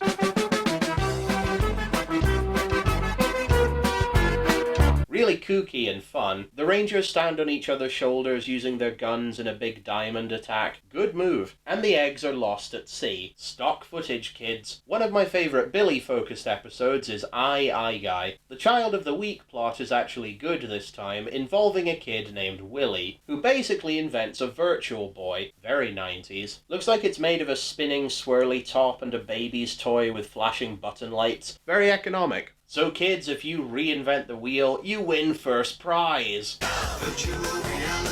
Willie's so clever. How can Rita exert her evil? By stealing his intelligence via her new minion. The nightmare fuel that is Guy. Just kidding, I love this guy. But as a kid, this design was creepy. Intentionally so mission accomplished. The teens and Willie are late for the science fair due to putties. In the American footage, when the putties are beaten, they fade away in a flash, leaving only this weird yellow Ready Brett glow as they go. It's Ready Brett that makes me really cool. It's a weird detail, as they never do that in Jew Ranger. Looks like yellow urine. Ugh. Maybe they're dead. To pad out the putty battles, footage would often be slowed down or an instant replay wrestling style editing choice would be used. Instant replay? It's embarrassing, especially in hindsight, as Willie is obviously British slang for a penis. Being named William, trust me. Willie! Willie! Willie! But in America, nope, it's okay. If your name is Richard though, ooh boy. Dick, you're fired! Guy kidnaps Willie, leaving only his cap as evidence for the Rangers. Willie is trapped in hell, basically. Or at least the hell that is Guy's main eye. I don't understand. What is this place? Looks like he's strapped in a ride at the fun fair, not the science fair. Very 90s with that spinning galaxy wheel. Or like the rings of Saturn again. Zordon gives the Rangers the goal of destroying Guy's main eye to beat him and free Willie. Free Willy, which Billy does. Another favourite is For Whom the Bell Trolls. A Trini-focused episode that's very kooky and fun. It turns out it was all a dream, but it justifies some of the more nightmare-y, bizarre things that happen. We meet Miss Appleby, a teacher who often appears in the show. One teacher and the principal, plus a boatload of 20-plus-year-old teenage extras. I can suspend my disbelief. Miss Appleby's so jolly and motherly. Aww. In Hobby Week, we learn that Trini collects dolls. You may chuckle at how kiddie this is, but hear her out. Mr. Tickle Sneezer, Trini's favourite, looks like a big troll doll or a Furby. According to the book Trini reads from, another Jew Ranger prop, the doll is magical and can capture things in his magic bottle. So Rita corrupts Tickle Sneezer and has him steal stuff. A rare example of how the villain of the week being bad is only because they're manipulated. Well, time for bed. Good night, Tickle Sneezer. He's so ugly. Nice Care Bear, though, in a multitude of kitsch. Squat teleports in, the effect looking like ripples on the water. The suit looks good in low light. Somehow it looked much bluer and therefore weirder in American footage. Squat's costume always looked much better than Babu's in American footage. The makeup and headpiece just looked bad. The teleportation effect for them looked different later on, more like swirling animation paint. What's the Tokyo Tower doing in California? I always thought this was the Eiffel Tower as a kid. Just goes to show France and Japan are like that, culturally, architecturally. In Happy Birthday Zack, Finster makes a monster as a present for Zack. Oh, how nice. That will wipe him out. How sadistic. The monster is the Nasty Knight. Okay, what am I watching now? Rita's minions forge a broadsword for the knight. With a 7 dwarves from Snow White work ethic. Hi-ho, it's home from work we go. I think they always use the same school corridor hallway set. If in Saved by the Bell their set looks like Bill and Ted's Excellent Adventure, this is definitely Bill and Ted's Bogus Journey. Look how 90s it looks with the pastel colours. Zack thinks his friends forgot his birthday. I should have just stayed in bed today. Oh, Zack, man. Remember, you have a gift. You have power. And with black power, there must also come responsibility. Lo and behold, here comes a new buddy. Zack fights the knight, barely, until all 5 rangers use their blade blaster attack. They look like a bunch of cheerleaders. And eventually trick the knight into destroying itself. Afterwards, Zack is led to the juice bar, and then, surprise! Yeah, move and a groove on your special day, Zack. It's your birthday. Our next Trini-focused episode is entangled with another Child of the Week plot. Trini babysitting her young cousin Sylvia. I love and fear this one. Why? Clowns. Need I say more? Our main villain is Pineapple the Clown. Seriously, that's his actual name. Sylvia wants to play with Pineapple, although Trini advises her, correctly, for them to stick together. The lesson of the day being not to wander off and to listen to your elders. And wouldn't you know it, Sylvia is turned into a cardboard cutout. Sylvia! That upset me as a kid. It's a very good cutout of Sylvia. The photo quality is amazing, and looks like it was laminated and put on MDF or something. Sylvia's frozen expression always creeped me out. Cue obligatory scary funfair shots of the rides, complete with freaky monster faces and Ron Wasserman's accompanying score.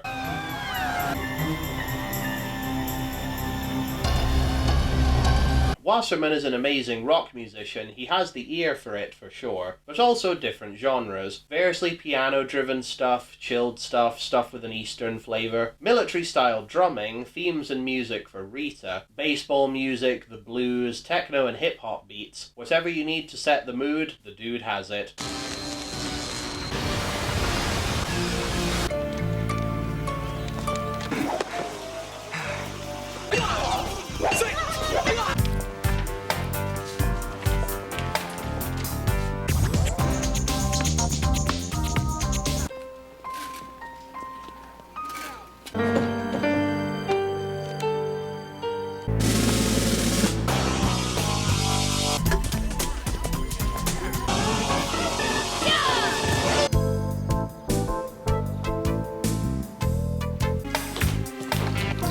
Even music that sounds like it homages movie soundtracks too.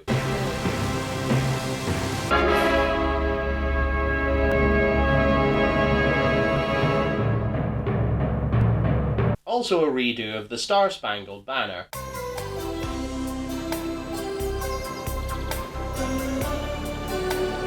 And thus...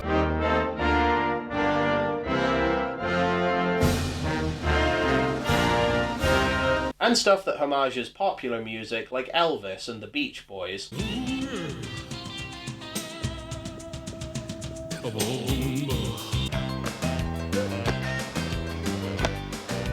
Trini takes Sylvia away in her catatonic state. Turns out all she needed was water to get revived. Trini, what'd you do that for? Great comedy. After fighting some putties in Ronald McDonald costumes, Jason confronts Pineapple, who declares, No more clowning around.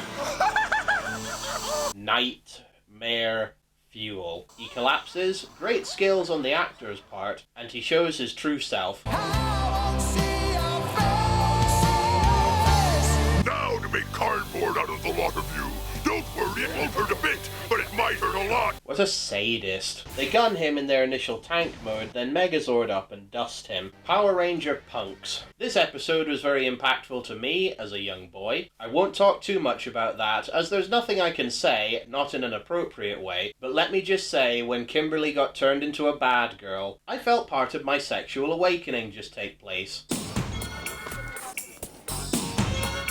And I know I'm not alone. I mean, between this and Turbo, a Power Rangers movie, I was just like, wow!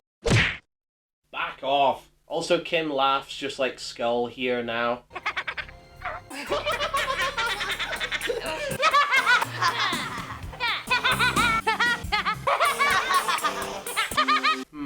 I like it.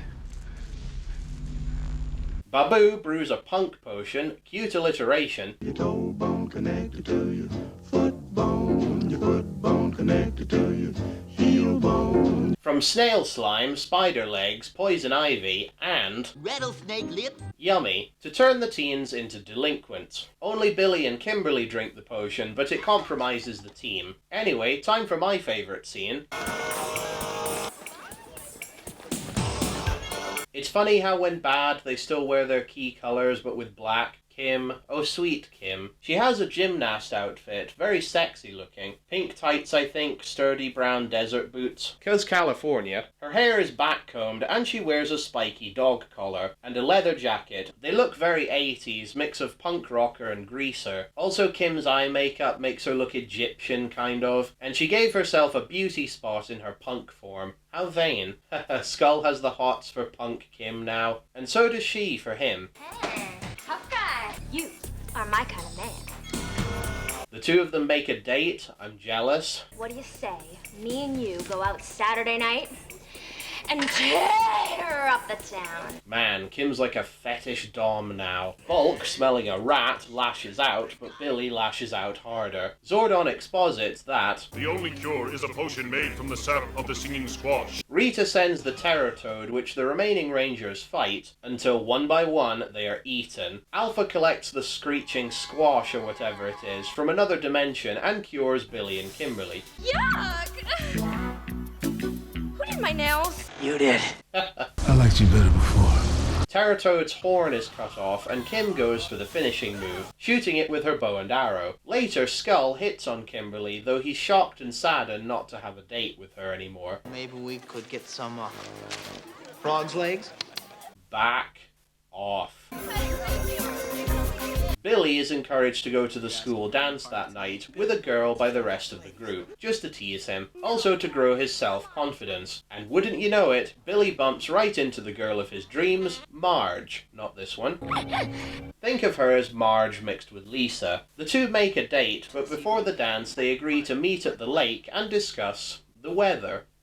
That's very sweet. Rita recruits Madame Woe. Great name. She can magically send people to different dimensions, and she's instructed to trap one of the Rangers before going for the others. Although Woe mistakes Marge for a Ranger and traps her, although it does eventually lead to the Rangers being trapped. They combine their power coins, making one of them strong enough to beat Madame Woe. Billy succeeds, crumbling Madame Woe's magic forehead jewel into moon sand, and they blast her into defeat. Some of the suit acting in the American footage, the mannerisms aren't quite there just yet. The overhead shots of the Rangers jumping and flipping into picture. The putties do it too, and I love these iconic moments. Billy is happy that Marge likes blue, and she was saved by the Blue Ranger. Aw, Billy, you were so great. Yes.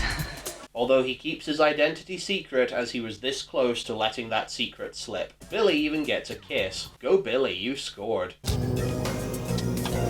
Kimberly's Uncle Steve agrees to take her out flying in his plane, talk about rich whiteness, and Bulk and Skull tag along for the ride, to Kim's dismay. Jason and Zach, especially Zach, notice Angela, the girl Zach continually tries to ask out this season, and she continually brushes him off. Angela, get real. Zach, get alive.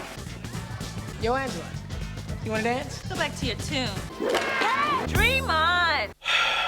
The most realistic thing I've seen in this show. At least the teens aren't successful at everything they do. But come on, Walter Jones is a good-looking dude. The fact that Angela just brushes him off with such callousness, it just makes her look like a bitch. Oh well, rejection equals character growth. Boys, if a woman says no, just accept her answer. That takes respect and maturity. Squat spikes Steve's drink with Kool-Aid, and eventually Steve does drink it all while in the air. And he's out for the count. Kim struggles to fly the crashing plane, but eventually lands the plane safely. Yes!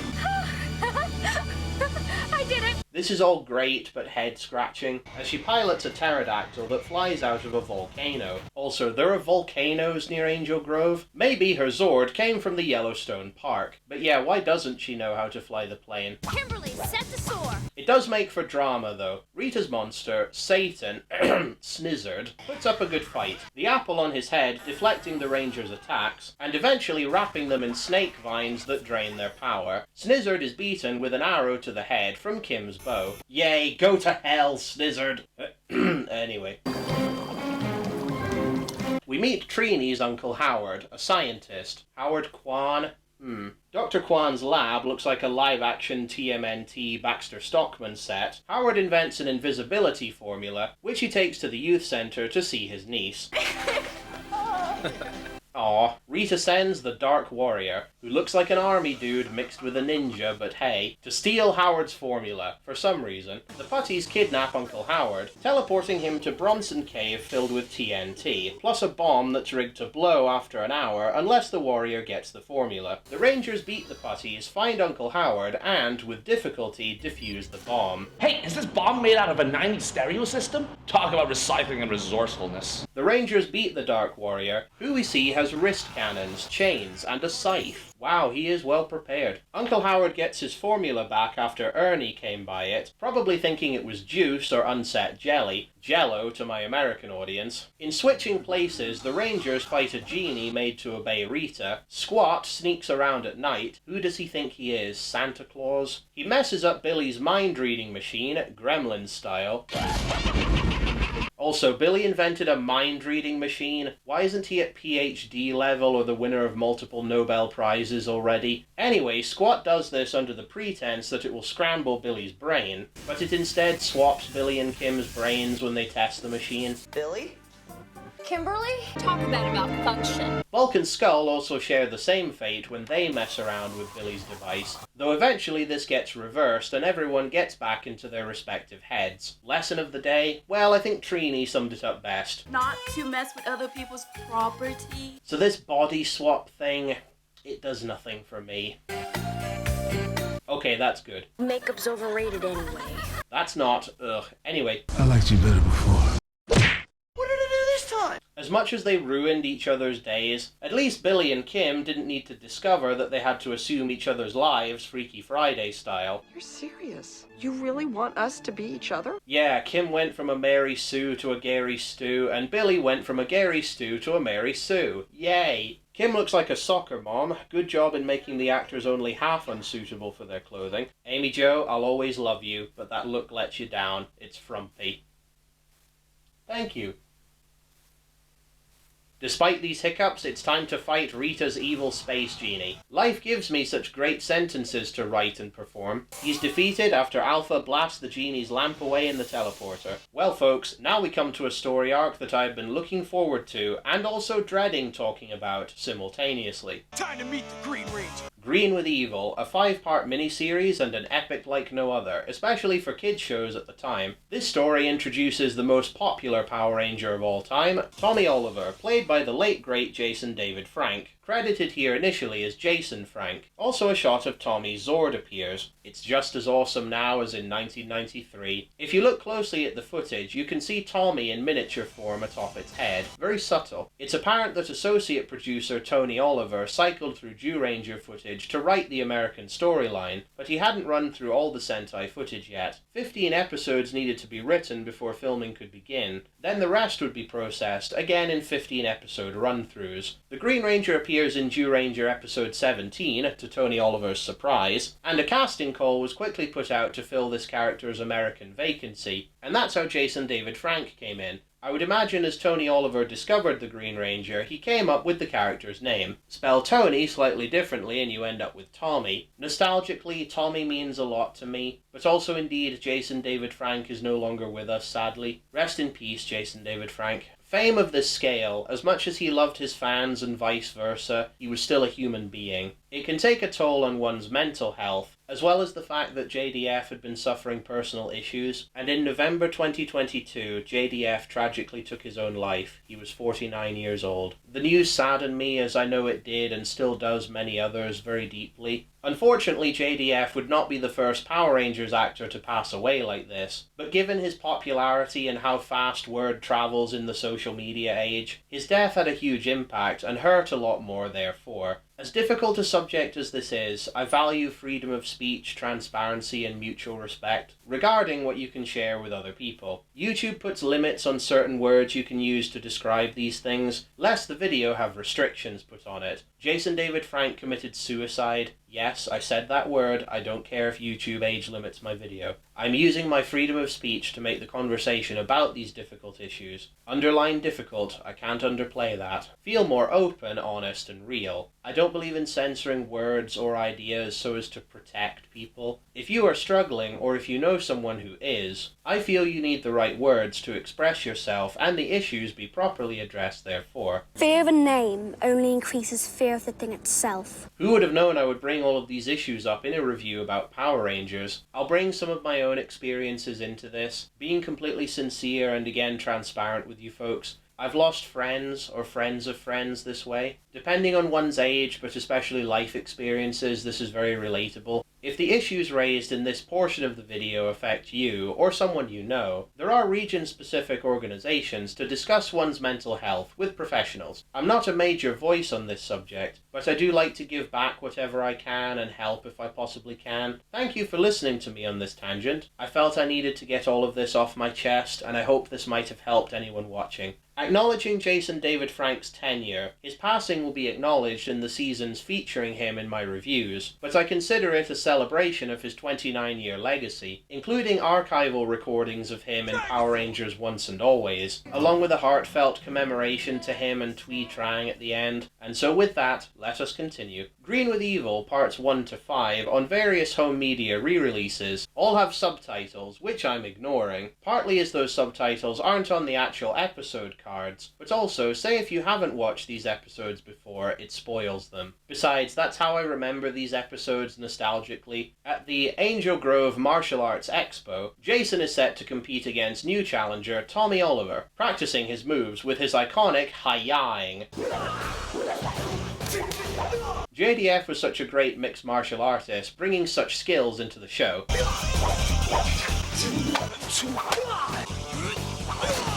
It's love at first sight for Kimberly. He is really cute. Rita spies Tommy from her telescope, seeing his potential as her new evil Green Ranger. This arc is full of proleptic irony, because we always know what the villains are doing, but the Rangers don't, and that's where the drama and suspense comes in. The suspense is breaking my circuit boards. Behind the scenes, Austin St. John saw himself as this alpha male type of the team. Being that young, you're douchier, and so having JDF... He came and just mixed everything on up. JDF was also an alpha by nature. They worked together well enough despite this, but I don't think they ever became friends beyond Power Rangers. ASJ even saying upon JDF's passing that they weren't exactly beer-drinking buddies, but that their differences were long settled and that he would sorely miss JDF. Jason and Tommy's fight results in a draw, which they're both good sports about, even if it's tough when there is no winner. Tommy's suave, mysterious, but charming and respectful too, from the way he fends off Bulk and Skull when they harass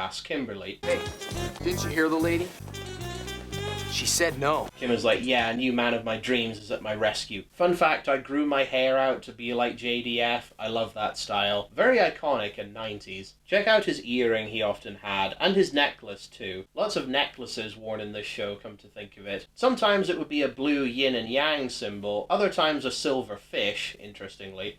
Such a metrosexual. A fish, eh? Is Tommy a Christian? Like his counterparts, Tommy wore his Ranger colors in different shades of green, in more 80s styles than 90s, honestly. Like stripy hoodies, stripy shirt too, military boots sometimes, camouflage, big green 90s jeans and a knitted mesh vest, with a black cotton vest underneath, a flannel tartan shirt. He even looked like a skater boy with his backwards baseball hat. Bro! Even a shirt that's very 60s, again with a camouflage color scheme. Also double denim, all dyed green. I love that one. JDF's range is apparent. He can play evil with such an iconic evil laugh, which chilled me as a child.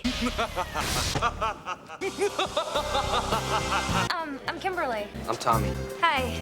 Hi. Aw, the start of their junior high school romance. Aw. Power Rangers is aimed at young kids, but about teenagers, so bearing in mind their audience, they push it as far as they can. Kim asks Tommy out, progressive, but just to hang out with her and her friends, but Rita intervenes, calling on the power of the 6th power coin. We've seen Zordon possesses these coins, but why does Rita have an evil one? Turns out, Zordon and Alpha, as we'll later learn, did not make the power coins, they found them. So, it's possible that it was a free-for-all. Zordon got most of them, but Rita found one. She casts a spell for Tommy to become her evil Green Ranger, but not before testing him with a squad of putties to see if he's the one. Boy, that skull used to scare me as a kid. Same with Rita's spell casting.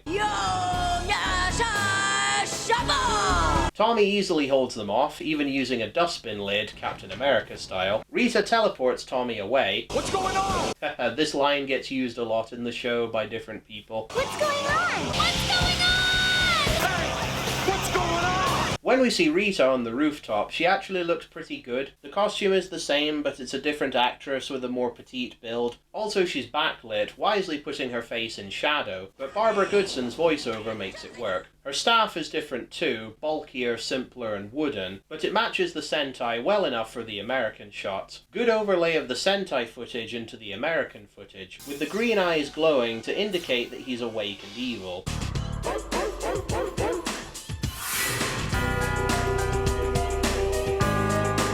Tommy is sent to wreck the command center and disable Zordon, so he loses contact with our dimension, along with corrupting Alpha's computer banks, via a virus on a CD. How very 90s. Conveniently, he has a CD slot to receive such a virus. 1 point against physical media, though I still hold it to be better than streaming. Sometimes. Also, Alpha recharges himself with a plasma ball. How retro. It's crazy watching Tommy rip the panels out, all the sparks. I wonder if they used magician's fire inside one of the panels. Great attention to detail with all the bound up wires and circuit boards. You can believe it's a functional place. Tommy teleports away, leaving the Rangers high and dry. Lots of Dutch angles in this miniseries, like when Zordon is compromised. Very discombobulating. Zordon in a state of power loss always upset me. Like Tommy, no, bring Zordon back. It was also shocking to me as a child learning that Rita knows the Rangers' identities, so it's like, okay, we're in trouble now. Boy, that's a cheap looking Green Ranger coin, despite the glow. It's the Jew Ranger toy being used. It's jarring seeing the Green Ranger suit in American footage, as it's a different, more minty shade of green, but the main problem is the shoulder padding and armbands. In Jew Ranger he wears a rubber shield and bands, but in MMPR it's shiny and quilted like a duvet. Quaint, but they don't match. It's like they cheaped out. Maybe Tommy's costume was damaged in transit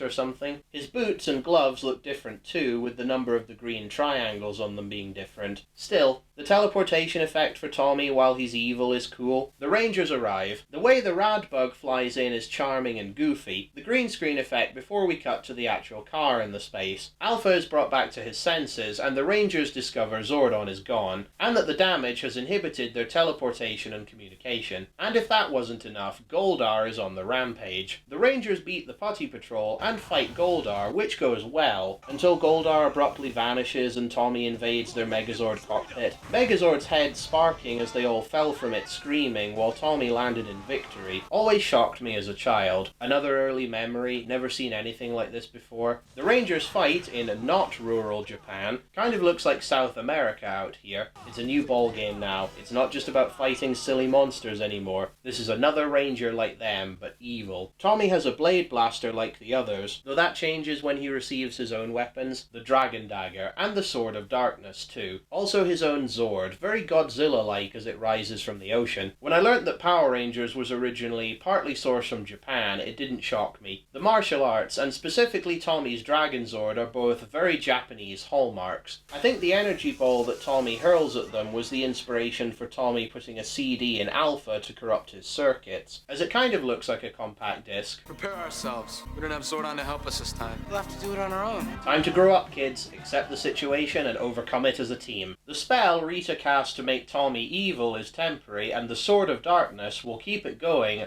forever, providing the sword isn't destroyed. Hold that thought. Tommy is teleported back to the alley via great teleport effect, but bad flashing green theater lighting. He looks up at his new empress, Rita. Like Zordon, Rita instructs Tommy to keep his identity secret, which he technically doesn't follow come part 5, but he also acted noticeably like a jerk, especially to Kimberly. Newsflash, Kimberly. You are not the center of everyone's universe. The hell she isn't. Well, excuse me for living. I'm surprised Kim didn't run off and cry after that. She has every right to. Screw you, evil Tommy. Nice glow on Tommy's coin again. Looks like green flames and his eyes glow too with the same green. Bulk and Skull appear in the alley and comedic hilarity ensues with evil Tommy.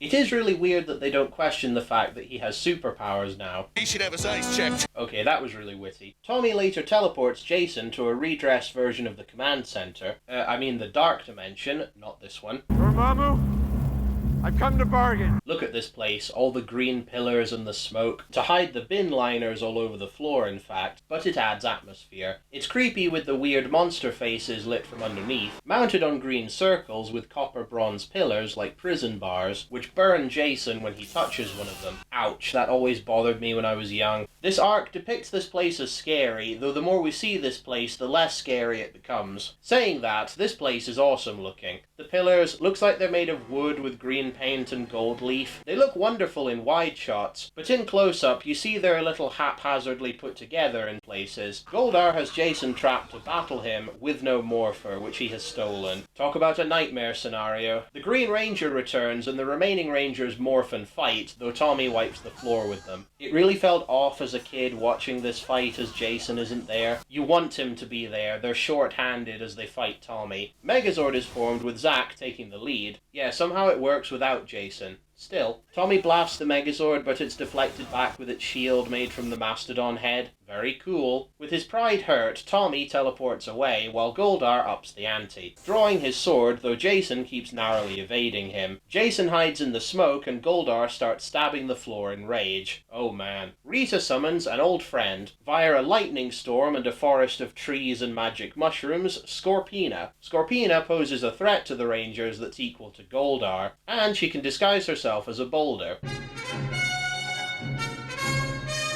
The shots of the scorpions as the rock breathes always weirded me out. When the young boy is watching this show, you're supposed to feel grossed out when she becomes a giant scorpion monster. But then when you see her human form, you're just like, oh, well, hello. As she is very pretty. It's a compliment. Scorpina's monster form has predator dreads, a pincer for a hand, and facial mandibles too. I liked you better before. Yeah, she went from hot to not. I love the asymmetry in her human form with metal parts and scorpion headpiece similar to Goldar, and the red and yellow is very sexy. Ow! Cannot help it if it's true though. Unlike the other villains, the dubbing for Scorpina is great, syncs up well with the Sentai shots, especially in monster form. Try me! Yeah! Attack! While the Rangers struggle to find Zordon, Jason leaps up, yells, and mid-air kicks Goldar hard, knocking him back. Go Jason! The Green Ranger arrives, prompting Goldar to leave, and Jason and Tommy fight. Tommy tries to get him with his sword, but Jason is teleported out. Billy and company having fixed the teleportation features and locating Jason. Goldar grills Tommy for failing, though he is granted another chance to prove himself by Rita, who practices a spell to eclipse the sun, to cut off Megazord's solar solar power source. Said power source was never established, but I can buy it. The Zords all remain dormant in the dark and come to life in the light, so no sunlight weakening them. Well, that's permissible, as James Cameron might say. Tommy is sent to sabotage the command center again when the Rangers are absent, again disabling Alpha. Wait, Alpha's off switch is a fuse on his bum that you pull out? That's really awkward. Alpha is reactivated via his own backup power, however, and Green Ranger is trapped in a force field. Alpha gets the computer to identify the Green Ranger's true identity. Goldar rumbles and crumbles the city, while Bulk and Skull get on a bus to drive away from Goldar, though somehow end up right where he is. Feels like there's some teleportation going on here with the Sentai footage. The bus perfectly matches the one in the Sentai, though. Goldar picks up the bus, Jason yelling for him not to attack innocent civilians. Goldar will release them if the Rangers surrender, but of course they don't. And Rita orders for the bus to be taken to a cliff edge near the beach and pushed off. Wow, dark, but we only hint at that darkness. Can't have real death in Power Rangers. The Megazord catches the bus just in time, however, and it's put back to safety. Thank goodness. Tommy is released from the force field and is grown into giant size. Giant Rangers, well, that isn't something we often see in Power Rangers, so this is an epic moment to relish. The Megazord brawls with the three villains, all while the solar eclipse weakens it to the point of collapse, and they eventually have to bail out. The Rangers fall and demorph as the ground opens up and swallows their Zords in a pit of fire. Wow. Back at the command center, the computer reveals Tommy to be the Green Ranger, to the others' shock and dismay. The teens, especially Kim, feel compelled to save him from Rita's spell, Alpha accurately deducing that that's what's controlling him. Kim finds Tommy and confronts him. Tommy, I know you're the Green Ranger. He passively aggressively taunts her, warning that Rita will soon rule the world. After 10,000 years of being dormant, the Dragon Zord is reawoken by Rita, and it destroys everything in its path to the city. Minty. Dragon Zord has finger missiles. I love this show. Also all the sounds for when it arms and fires. Perfect. Iconic too. I love the Dragon Zord's roar. Again, it's very Godzilla. The Rangers confront Tommy, who attacks them, controlling Dragon Zord with his dragon dagger. It's a dagger that doubles as a flute, which of course makes it epic. I know Tommy's helmet has a mouth, but how can he play the flute through it? He presses the keys, maybe that's all that needs to be done and it's just for the gesture. It's still awesome, one way or another. Zordon is summoned back, his presence reactivating the Zords. They learn that if Tommy's sword is destroyed, the evil spell will be broken. The T-Rex and the Dragon Zord brawl, then it's Megazord versus Dragon Zord, making for a few Thanos-style wrestling moves. The Red and Green Rangers battle. The shots of the Green Ranger in the title sequence I think were taken from this fight. Jason blasts Tommy, flooring him, and he drops his sword. It's all over, Tommy! It is. The Sentai footage abruptly ended, and now we have horrible-looking American shots. Jason destroys Tommy's sword via a bad superimposed blaster effect. But yes, the spell over Tommy is broken. Break the spell!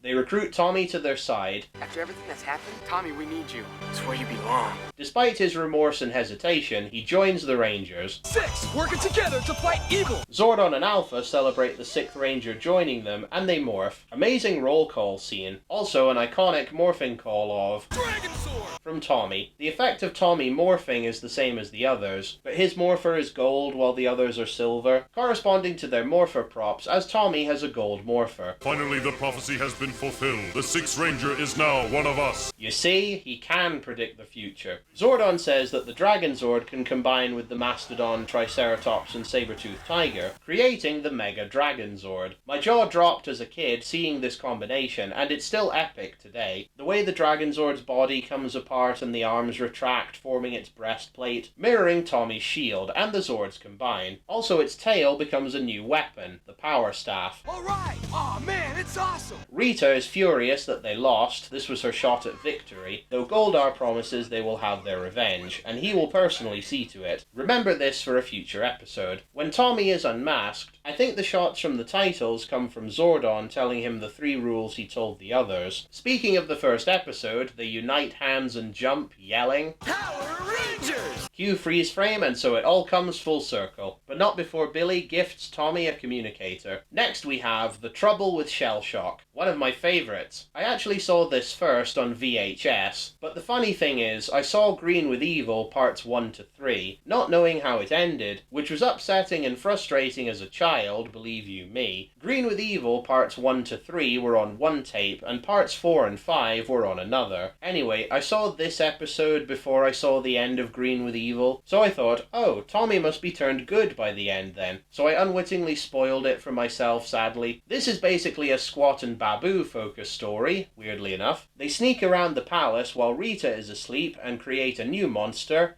Gamera. Or rather, his name is Shell Shock. Great name, shorthand for PTSD. Shell Shock is one of my favourite monsters. With his traffic light stuck in his back, a Captain Hook's hook, he can retract his head and use a cannon, or retract an arm and use a baseball bat and balls. Just goes to show you can make a horse by committee and it works, especially if the makers of said monster are a pair of idiots. It always worried me that the chimney sound of the machine would wake Rita from her sleep, and they get busted. But it doesn't happen, comedically so. When Rita learns of what they did, she's very impressed, to Goldar's irritation. Squat and Babu send in Shell Shock, but not before Tommy leaves to practice karate. Boy, Tommy is the lone Green Ranger, isn't he? His character is kind of a standalone guy, which is why girls loved him and boys wanted to be him.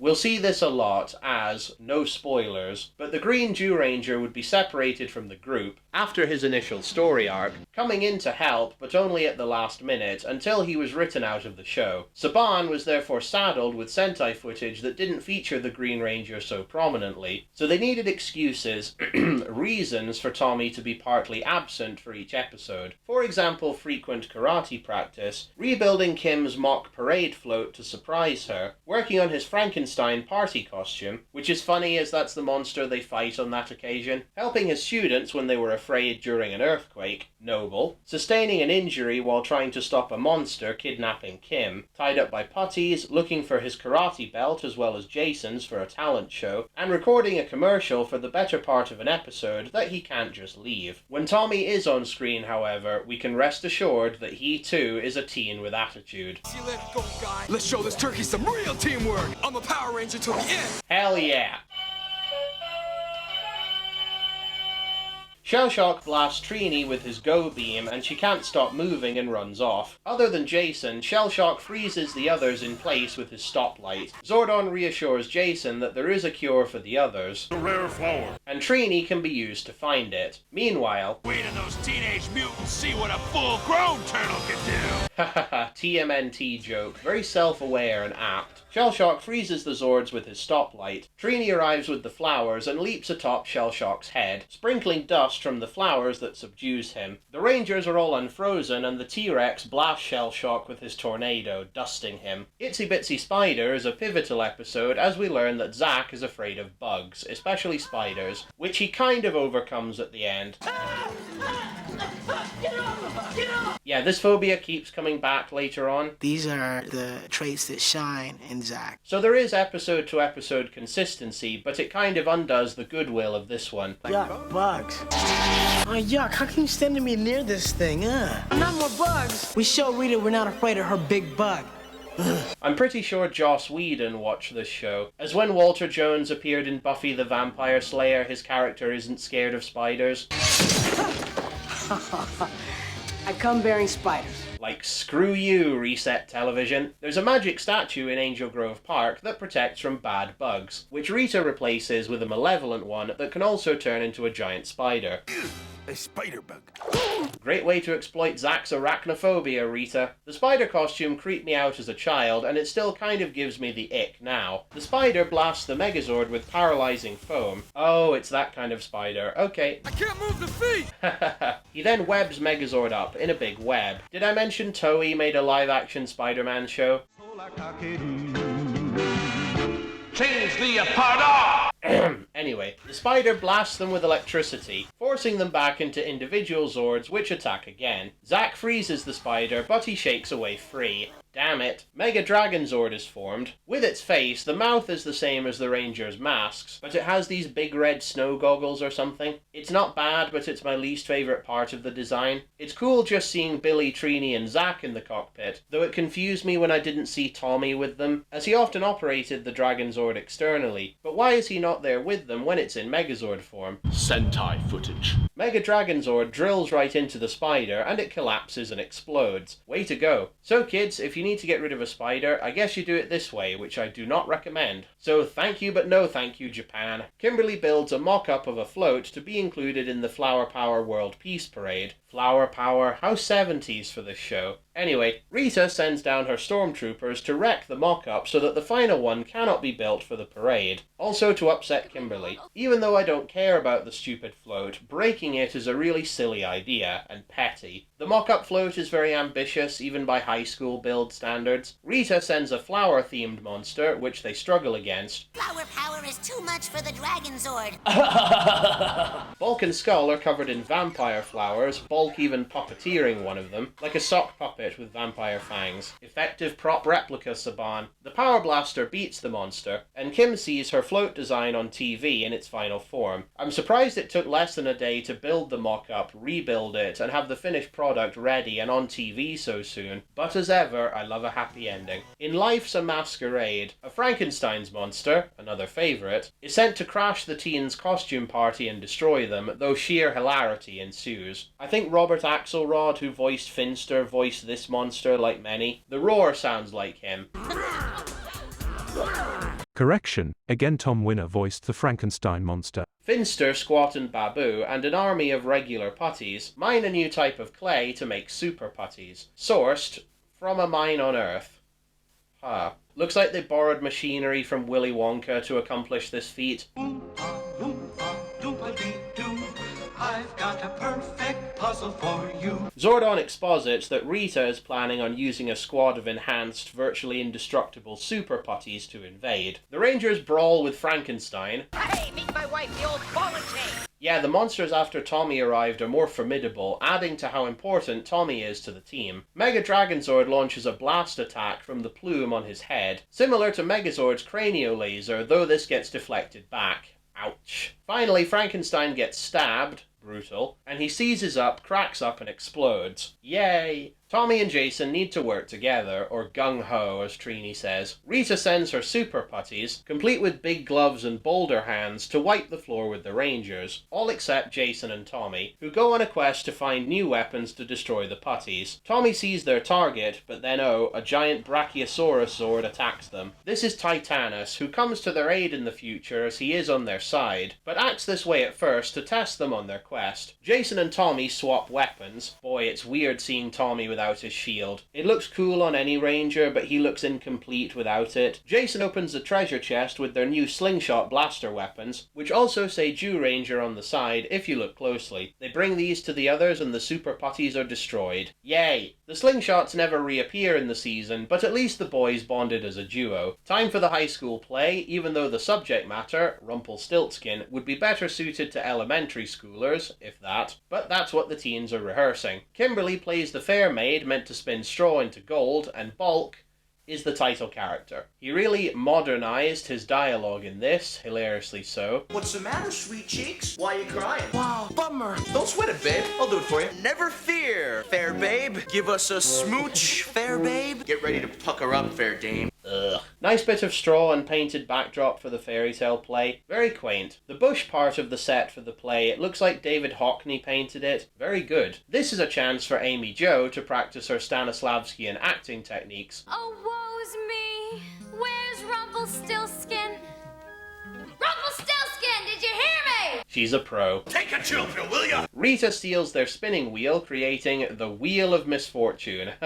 This time, the Ultra Zord will need to be formed, whereby Dragon Zord merges with Megazord in a helmet and armored shoulder pad form, and Megazord is transported using Titanus as a carrier Zord. Ultrazord is armed with big cannons, which are used on any major threat from here, so it's hilarious that its first appearance is all for a simple magical spinning wheel. Amazing. In the two-part clip show Island of Illusion, Rita is sick of the Rangers, eventually sending them to the titular island in another dimension via her creepy magic skull, which she also uses to summon Lokar to destroy the Earth. Rita casts her nonsense spell, summoning a giant, hideous zombie-looking thing, and then Lokar appears. He's a Japanese guy in ghost head form. Lokar breathes his horrible smoky breath onto her new monster, giving it a more demonic form, even giving him a breastplate that looks like his own head, complete with laser eyes. Can't wait to compare this to the Sentai. The monster vomits white toxic foam on the Zords. Gross. Immobilizing them and sending the Rangers to the island. They escape with a little self-confidence. Corny, but what you gonna do? It's Power Rangers. They're helped by a little person, I mean that with all the political correctness I can muster, named Quagmire, definitely not this guy, who is kind of like Willow. The island confuses the Rangers with illusions to make them lose hope and start fading away. Erased from existence. By the end, Rita herself seems to grow and destroys the island, but not before the Rangers teleport. The Rangers reappear and half-form Ultrazord, attacking Lokar and his monster with their Z attack, destroying the monster. Then Ultrazord tries to beat Lokar, but he retreats, the Rangers promising to get him next time.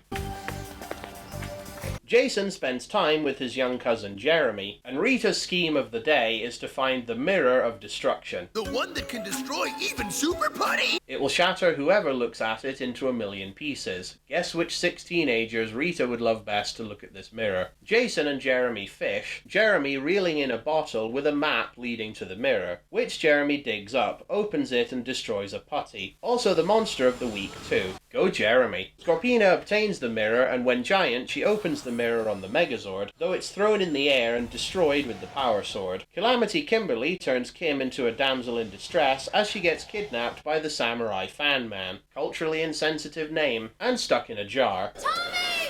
Please help me! Oh, sweetheart. Kim just has one of those days. A rude awakening, her lampshade smashes, she falls out of bed, has a bad hair day. Her dress, which I always thought was her prom dress, gets burned. Somehow. There's an earthquake, she gets 7 years bad luck, she gets soaked, heads to school with her damaged umbrella. Her notes for the principal are all water damaged by the weather, also mud damaged. Mud damaged? Kim trips on rocks in the park, then the TV blows up when she enters the room at the end of the episode. Yay! Kim even had a dream where Rita was her wicked stepmother. Interestingly, this show often has Wizard of Oz inspirations. In fact, Zyuranger did too. Evil witch, flying monkey, pretty much, man behind the curtain, etc, etc. Side note, it's weird seeing the Rangers' heads facing up. You can see little breathing holes above the mouth area, under the visor if you look closely. Very odd, but practical. After Kim is freed, Ultrazord eventually forms and Fan Man is destroyed. In A Star is Born, Scorpina encases the Rangers in silk via her big pet worm.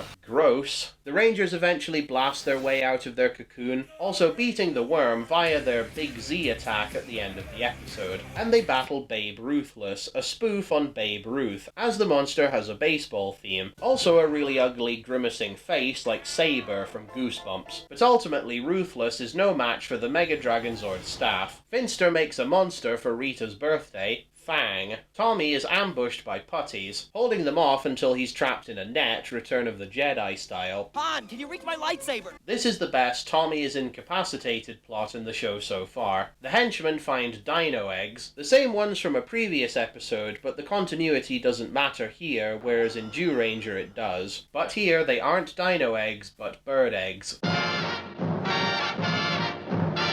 Squat and Babu eat the eggs to Goldar's annoyance. It looks like they're full of nasal fluid. Tasty. Oh, I think I'm gonna throw up. Fang sounds Italian, My Goonie bird eggs. but acts Jewish. You can't just walk into a store and buy these, you know. Also, what the hell is a Goonie bird egg? The henchmen trick Fang into thinking that the Rangers have more of the eggs that he wants, and they fight. Fang grows, and then it's Megazord time. Dragonzord battle mode is soon engaged, and the T-Rex fights alongside him, then Ultrazord wins the day. In the two-parter, The Green Candle, spoilers, Tommy loses his powers. Despite the best efforts of of his friends. Rita has a candle made of magic wax that represents his powers. How very voodoo. And when fully melted via awkward superimposed optical effects, his powers will be lost. The candle is on a gold candle holder on a green plinth. Tommy's costume colors, which I love. It's interesting that Rita didn't pull this trick earlier to get rid of Tommy, but what you gonna do? Informed by the Sentai, but it makes for good drama. Tommy wants to ask Kim to the school dance, although they're ambushed by Goldar and the putties kidnap him, trapping him in the dark dimension. Finster creates one of his best monsters, though not in terms of design, a shape-shifting Cyclops that imitates Dragonzord, Mega Dragonzord, even the T-Rex and Megazord too. Goldar taunts Tommy, saying that Rita will use his powers to beat his teammates. Tommy steals Goldar's sword, and by stabbing the ground, weird method, they teleport back to Earth. Going it alone, Tommy summons the real Dragonzord, despite his weakening powers. Tommy jumps aboard Dragonzord, always a great sight as this rarely happens in the show. The cockpit looks the same as the others, just with indicators that it's Tommy's, green lights, controls, and his dragon emblem. Ultrazord destroys Cyclops just as the flame burns out. Tommy's powers will soon be stolen unless he gives them away. Jason takes them, wielding Tommy's shield and dragon dagger, and now he controls the Dragonzord. It's cool seeing the coin glow green, then red. What was Tommy's is now Jason's. I like the dark red flame too. Tommy keels over as his powers fade and he demorphs. Rita is angry in defeat, even if Tommy is beaten. For now. Later, Tommy successfully asks Kim to the dance, but not before they kiss. Aww, the taste of tuna fish sandwich. I'm not kidding, one of them ate that before this scene, just as a prank. Still, it's a sweet moment, one of the greats. I've been wanting to do that for a long time. Me too. In Birds of a Feather, Finster sends the Hatchosaurus, a bird monster, despite the dinosaur connotations. It contains an internal computer called Cardiatron, which sounds like a G1 transformer. I do love that this computer has nothing technological about it, but they acknowledge what it is in adaptation by having cardio in the name, as it's a heart that keeps the monster alive. Dragonzord drills into the monster, freeing Jason and Cardiatron, who blasts him. Talk about a heart attack. Jason activates his sword and dagger, going for the finishing move. Go, Jace! Ultrazord destroys Hatchosaurus. It's awesome seeing Jason with his armor in the cockpit as he leads them to victory. We start the next episode with Show and Tell. Trini has a VHS tape in a plastic sleeve. Aw, the memories. The 90s continued technologically into the 2000s when I was a kid, so the sight of this CRT TV on wheels in the classroom, this is a treasured memory I have of being in school. My video project is called Pollution Problems in Angel Grove. Save the rainforest. Trini's solution to the problem is to start a cleanup club. Virtue signaling. To deal with recycling, rubbish and pollution, so Rita sends the Polluticorn. A pollutant unicorn beast. How useful. It kind of looks like the Pegasus from the Columbia TriStar logo, just evil and ugly.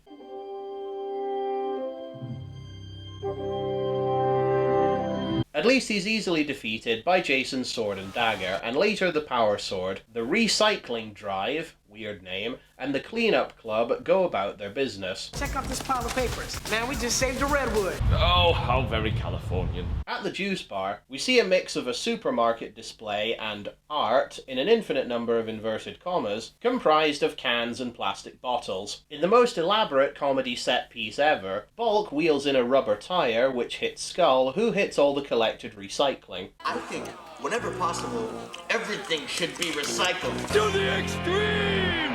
Busted! In a bad reflection on you, Rita wants to ruin the Ranger's reputation, with putties disguised as them via powers from the Twin Man. The Twin Man? Like from the Wizard of Oz? Then, when the real Rangers arrive to stop them, destroy them. The bad teens all look like Terminators with their sunglasses, complete with red eyes. Hasta la vista, baby. Which they even make fun of in a minute. Pasta la pizza, baby. The teens all walk in to cause trouble. Great score.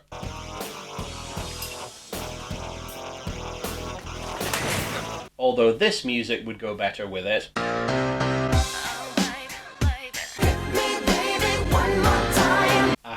still very 90s. I love it. They go about their destructive business in, honestly, the most creative prank I've ever seen in my life, breaking open a water drinking fountain, filling it up with dishwasher soap, and putting it back together so that the hapless victim, who ends up being Principal Kaplan, can be excessively covered in soapy water. Impressive! Skull hits on evil Kimberly, and to his shock, she accepts a date with him. Sure, sweet lips. Give me a call. Hey Skull, remember when Kim acted out of character and made a date with you last time? What do you say? Me and you go out Saturday night and tear up the town. This is another one of those. This evil Kim still does it for me though. What? Mr. Kaplan, who now looks like Walter Peck at the end of Ghostbusters, puts the real teens, framed by their clones, into detention with none other than Bulk and Skull. It is sad that Bulk and Skull just accomplish nothing with their lives, and are happy to be locked up in this totalitarian system known as Angel Grove High School. I wonder what Mom made me for detention today. Oh, Bulk, your mother must be so proud of you. Not. To the teen shock horror, Bulk produces a series of fattening goodies from his lunchbox, which was built from the same material as the TARDIS. They were grown, not built. I'm very sorry, I should know this as a long-time Doctor Who fan. Anyway, Rita's evil clones march upon Angel Grove and cause mayhem, blasting innocent people with their guns. Back in detention, Bulk whips out a TV from his detention survival kit bag. He laughs hysterically at a cartoon which looks like a Tom and Jerry knockoff, but also some kind of anime knockoff. Someone tell me if this is a real show. It's interrupted by a news report of the Power Rangers terrorizing the city. The teens go and stop them, slipping past Bulk and Skull, which honestly isn't that difficult now, is it? The clones are demorphed, Jason's being the twin man whom the Blade Blaster attack disarms. After combining their weapons, that's him finished, splitting into shards like a mirror. Nice touch. In Doomsday, what would have been the two-part finale to the show, we learn that today, whatever day it is Power Rangers Day. In the park, there will be a gathering to celebrate the Rangers, and it is hoped that they appear to complete the event. Bulk, being rock stupid, thinks he and Skull can steal the Rangers' thunder by dressing up as superheroes and gate-crashing the event. Rita, using all her magic from her evil skull, by the power of Grayskull, calls on all the power she can to activate Goldar's Zord, Cyclopsis. Oh, that's a very good bad name. All her henchmen look terrified, rightly so, and Goldar promises to succeed. You see, payoff from earlier in the season. Bulk and Skull change, Superman style, into Bulkster and Super Skull. Like Super Skrull, right? They look like the 60s Batman and Robin, other than the colours, which look cheap and nasty. I do, however, love Bulk's pizza belt buckle, his backwards chest letter, the hamburger ray gun, and hot dog walkie-talkie too. That's funny. So yes, this is how the true heroes of the show get around. So go and show up the Power Rangers, boys. Testing! Hello, good citizens of Angel Grove. Bulk's costume and hammy acting is like the mutant from Goosebumps, which I'm pretty sure is an Adam West-inspired design by Ron Stefanik. I love Goosebumps, another Fox Kids broadcast show. You can tell. We'll definitely be talking about that show someday. Rita traps the crowd in another dimension, while Alpha detects that Rita's palace is coming to Earth, which will make her stronger. After 10,000 years, Rita summons Cyclopsis, Goldar's Warzord from hell, I guess, as he comes up from the Earth's core. Looks like a Gundam, but also like a powerful Digimon character, but also like the Dark Magician from Yu-Gi-Oh! Oh, how very Japanese indeed. Hey wait, that monster's not a Cyclops, it's got 3 eyes. Also a giant horn, chest weapons, telekinesis, wait what? Cyclopsis subdues the Zords until Titanus arrives. Ultrazord is formed, firing all weapons, and Goldar aborts as it collapses and its head falls to the ground. Gross. Rita blasts Titanus into a sinkhole. The Megazord tries to pull it out by the neck. You'd think that would just kill Titanus, but it shows desperation. Rita channels her magic through a giant pole with a ram's head on top. What the hell is that for? You're asking the wrong guy. Turns out it's a means to bring Lokar back. Also Cyclopsis too. Cyclopsis draws swords from his wrists and slices Megazord's arm off, and part of Dragonzord's tail too. Man, this is intense. The Rangers keep fighting, one-handed, though they have no shielding power left as they're on less than backup power. Lokar and Rita blast the Zords and they lie weakened. It looks like the Megazord is corroding away with the rotoscoped effects on the surfaces. Turns out it's a new security protocol by Zordon, and it will soon repair, though it just looks like the Megazord is straight up destroyed. The Rangers abandon ship and teleport back to the park in a blaze of fire, but they're okay, and before long the Zords reappear, including Titanus. Alpha realizes that because Rita's palace is on Earth, their computer has been able to penetrate, don't giggle at that, Rita's databanks. Who knew she had databanks on this old steampunky fantasy palace? One way or another, they can stop her. Using different Zord combinations, the Rangers weaken Cyclopsus, who isn't quick enough to beat them, and Ultrazord destroys him. We don't see it, but I guess Lokar is beaten too. And Rita's palace heads back to the moon. So long, sore losers. Angel Grove citizens are brought back, and Rita's spell is broken. Bulk and Skull are shooed off stage, and the Power Rangers get their due credit. Some kids debate who's the best Ranger, but wouldn't you know it, the best Ranger of all time, Tommy Oliver, appears. I'll let you guys in on a little secret. They're all totally awesome. The Rangers all high-five Tommy, as well as many others in the crowd. Aww. And they stand on stage with a banner behind them, also featuring them. This backdrop looks like it's sourced from Jew Ranger footage where they form the Power Blaster, but it's full body and with a red background. It also looks more comic booky, with hard outlines like an early Photoshop filter. You have proven yourselves to be the mightiest heroes on Earth. Ahem. Zordon gives them a choice, to stay as Rangers or return to their regular lives, and they all agree to stay. So with the success of MMPR, what was conceived as a 40-episode season based on Jew Ranger was expanded by another 20 episodes, totaling 60 episodes. This is rather too much for your season in hindsight, but they were able to do another season after this, plus more. But how was this accomplished? As most usable Jew Ranger footage had already been used up by then, Saban accomplished this after contacting Toei to produce new footage of the Rangers fighting monsters and various Zord battles too. Footage dubbed by fans as Jew 2, interspersed with, I guess, Jew 1 footage of Rita and her minions plotting against the Rangers. Raw Jew 2 footage is viewable on stunt coordinator Jeff Pruitt's YouTube channel, and it's mute, so I guess Jew 2 was mimed out by Toei, making it easier to dub. Saban asked Toei, among other things, to work in story points from the American show like Kim and Tommy's romance. The Jew 2 film stock makes the Green Ranger's shield look a little different, or maybe the prop was repainted. It looks duller, but still cool. Billy's tech wizardry was also written in, and I'm sure it was requested to feminize Trini's stunt actor as her Sentai counterpart was actually male, but I guess Saban either didn't know or didn't care about this the first time around. So let's talk about the remaining 20 episodes. Some episodes use or reuse Jew Ranger footage, but the rest is Jew 2 mixed with American stuff. I do try and imagine though what it's like for people, other than James Rolfe, to watch MMPR for the first time and just being burned out by the number of Season 1 episodes, as fun as some of the monster designs are. While these episodes do have a story arc, as it pertains to Tommy's powers being returned to him via a temporary power extension from Zordon, and the six work together again, these episodes do follow a very formulaic rinse and repeat style, so fatigue sets in after a while, but there are entertaining moments. Norman? Norman's on sabbatical, honey. As far as issues of the day and character growth for the Rangers were concerned, saving the environment, specifically the rainforest, cropped up. We're doing something to make the world a better place.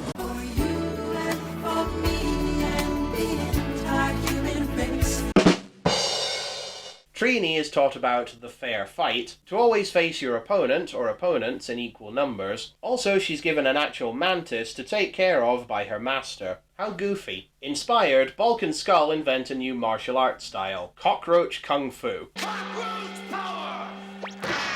On a heavier note, we learn that Kim's parents are divorced, which she partly blames herself for. This is one of the more hard-hitting things brought up in Power Rangers, but it's difficult to address this problem in the format that Power Rangers has. Kim's parents do of course still love her despite not being together anymore, and she rests assured on this, but realistically the kid, or kids in this situation, can still feel pulled between mum and dad despite the good intentions, so there comes this angst with the whole thing. It goes to show how TV has moved on, what you write for the kids to deal with, also how it continually affects their lives, as this issue, big as it is not mentioned again with Kim's character. Oh well, at least she got to introduce her parents to Tommy. Ah, the boyfriend. Skull's parents wear punk clothing and his mum laughs like him. There's a like mother, like son thing. Bulk's folks seem average. Mrs. Bulkmeyer just looks like a female Bulk in a kitschy dress, glasses and pearl necklace. Pretty funny. Bulk and Skull seem more like their mums than their dads.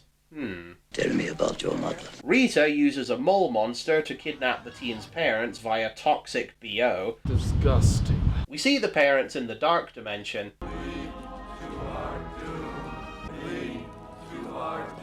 And Goldar ransoms them for the Rangers' power coins, which are totally not the toy versions of the coins, by the way. Goldar doesn't hold up his end of the bargain, laughing at the Rangers for fools, and keeping all that he has taken in an ornate wooden box with green lining. Scum.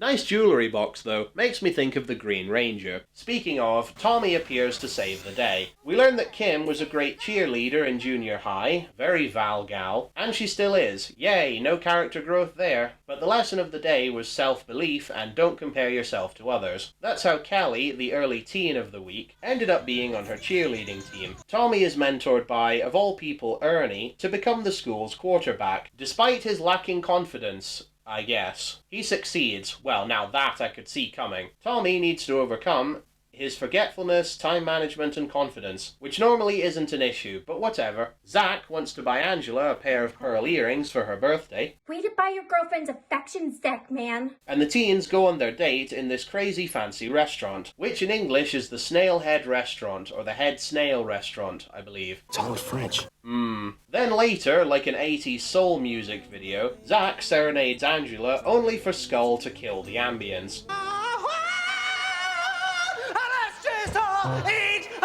Fuck you, Skull. Angela and Zach kiss and make up. Not an epic climax to the season, but it's an emotional one. Cannot wait to see what happens next with this love story. On another note, composer Ron Wasserman was able to contribute original songs he'd written. For example, Fight, Combat, 541,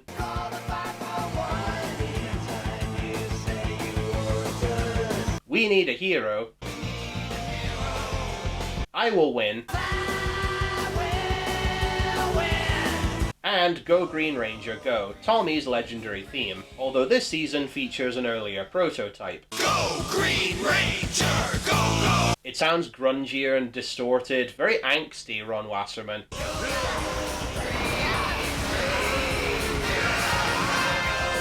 I love it. They recycled footage from Food Fight. The Pudgy Pig costume is the same, but story-wise the monster isn't. Rita casts a spell over Norman, a pig that Bulk and Skull adopt. You are the smartest pig in the world.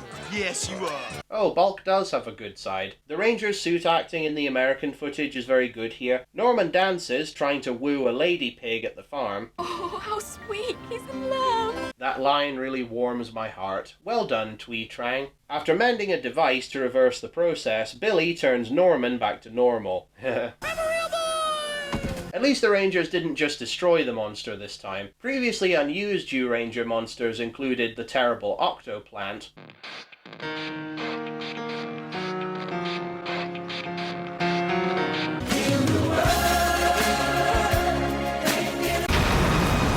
Acting like I was part of your property. The monster's flower head makes it look like a Pokemon. The face is cool, but the costume is generic green and silver with a flower skirt. Humorously, the monster's downfall was vanity. It notices itself reflected in the skyscraper and is transfixed. Very silly, but it means the Megazord had a chance to beat it with the Power Sword. Something we'll see a lot in these episodes with little exception.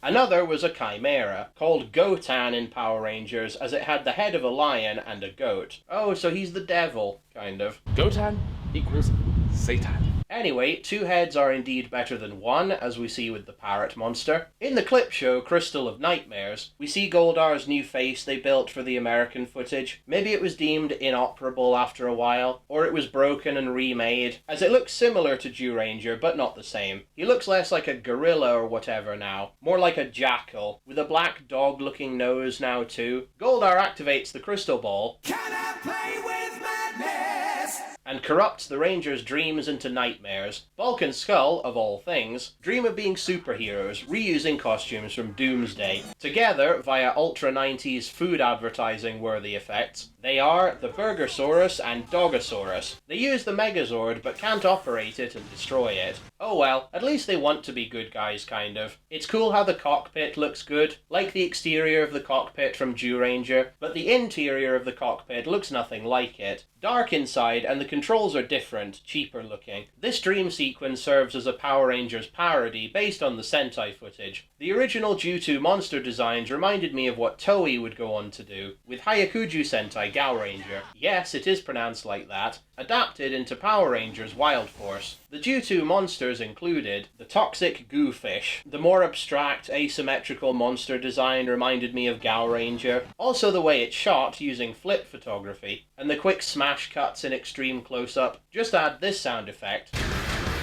and it's ripped straight from that season. Also the suit acting being very dance-like too. The Oysterizer monster, yes, the Oysterizer, is shot similarly. There's the giant flea monster that sounds like a demented chipmunk.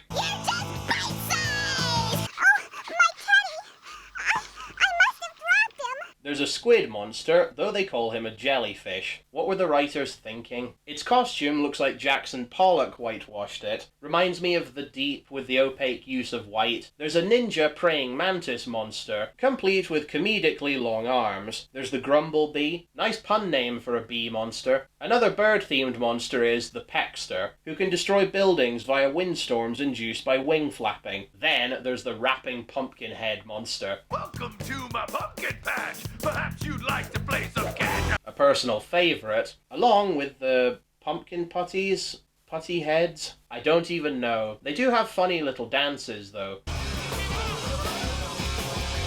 His upside down head is really funny and creepy. The tough armadillo or sockadillo monster can curl up. There's a hammerhead shark monster with its magic boomerang. One of the funnier designs is the Lizinator, just the way they dub it with its Arnold Schwarzenegger voiceover. I'll be back. Amazing and hilarious. He looks like a Komodo dragon, but also like Rawhead Rex if he were in a PG movie. Also, he has lethal tuna breath. Another burrowing monster is the Rhino Blaster, with its weird bat ears. In Mighty Morphin Mutant, talk about a TMNT ripoff title, Rita uses the Badges of Darkness for the putties to become evil mutant clone rangers. It's mutant time! All except Red. That slot is filled by her crayfish monster. Cool mixture of the costumes. The Rangers' costumes are there, but the belts, gloves and boots are all from the putty costumes. The putties look like goofy and disturbing interpretive dancers by the end of their tenure in Season 1.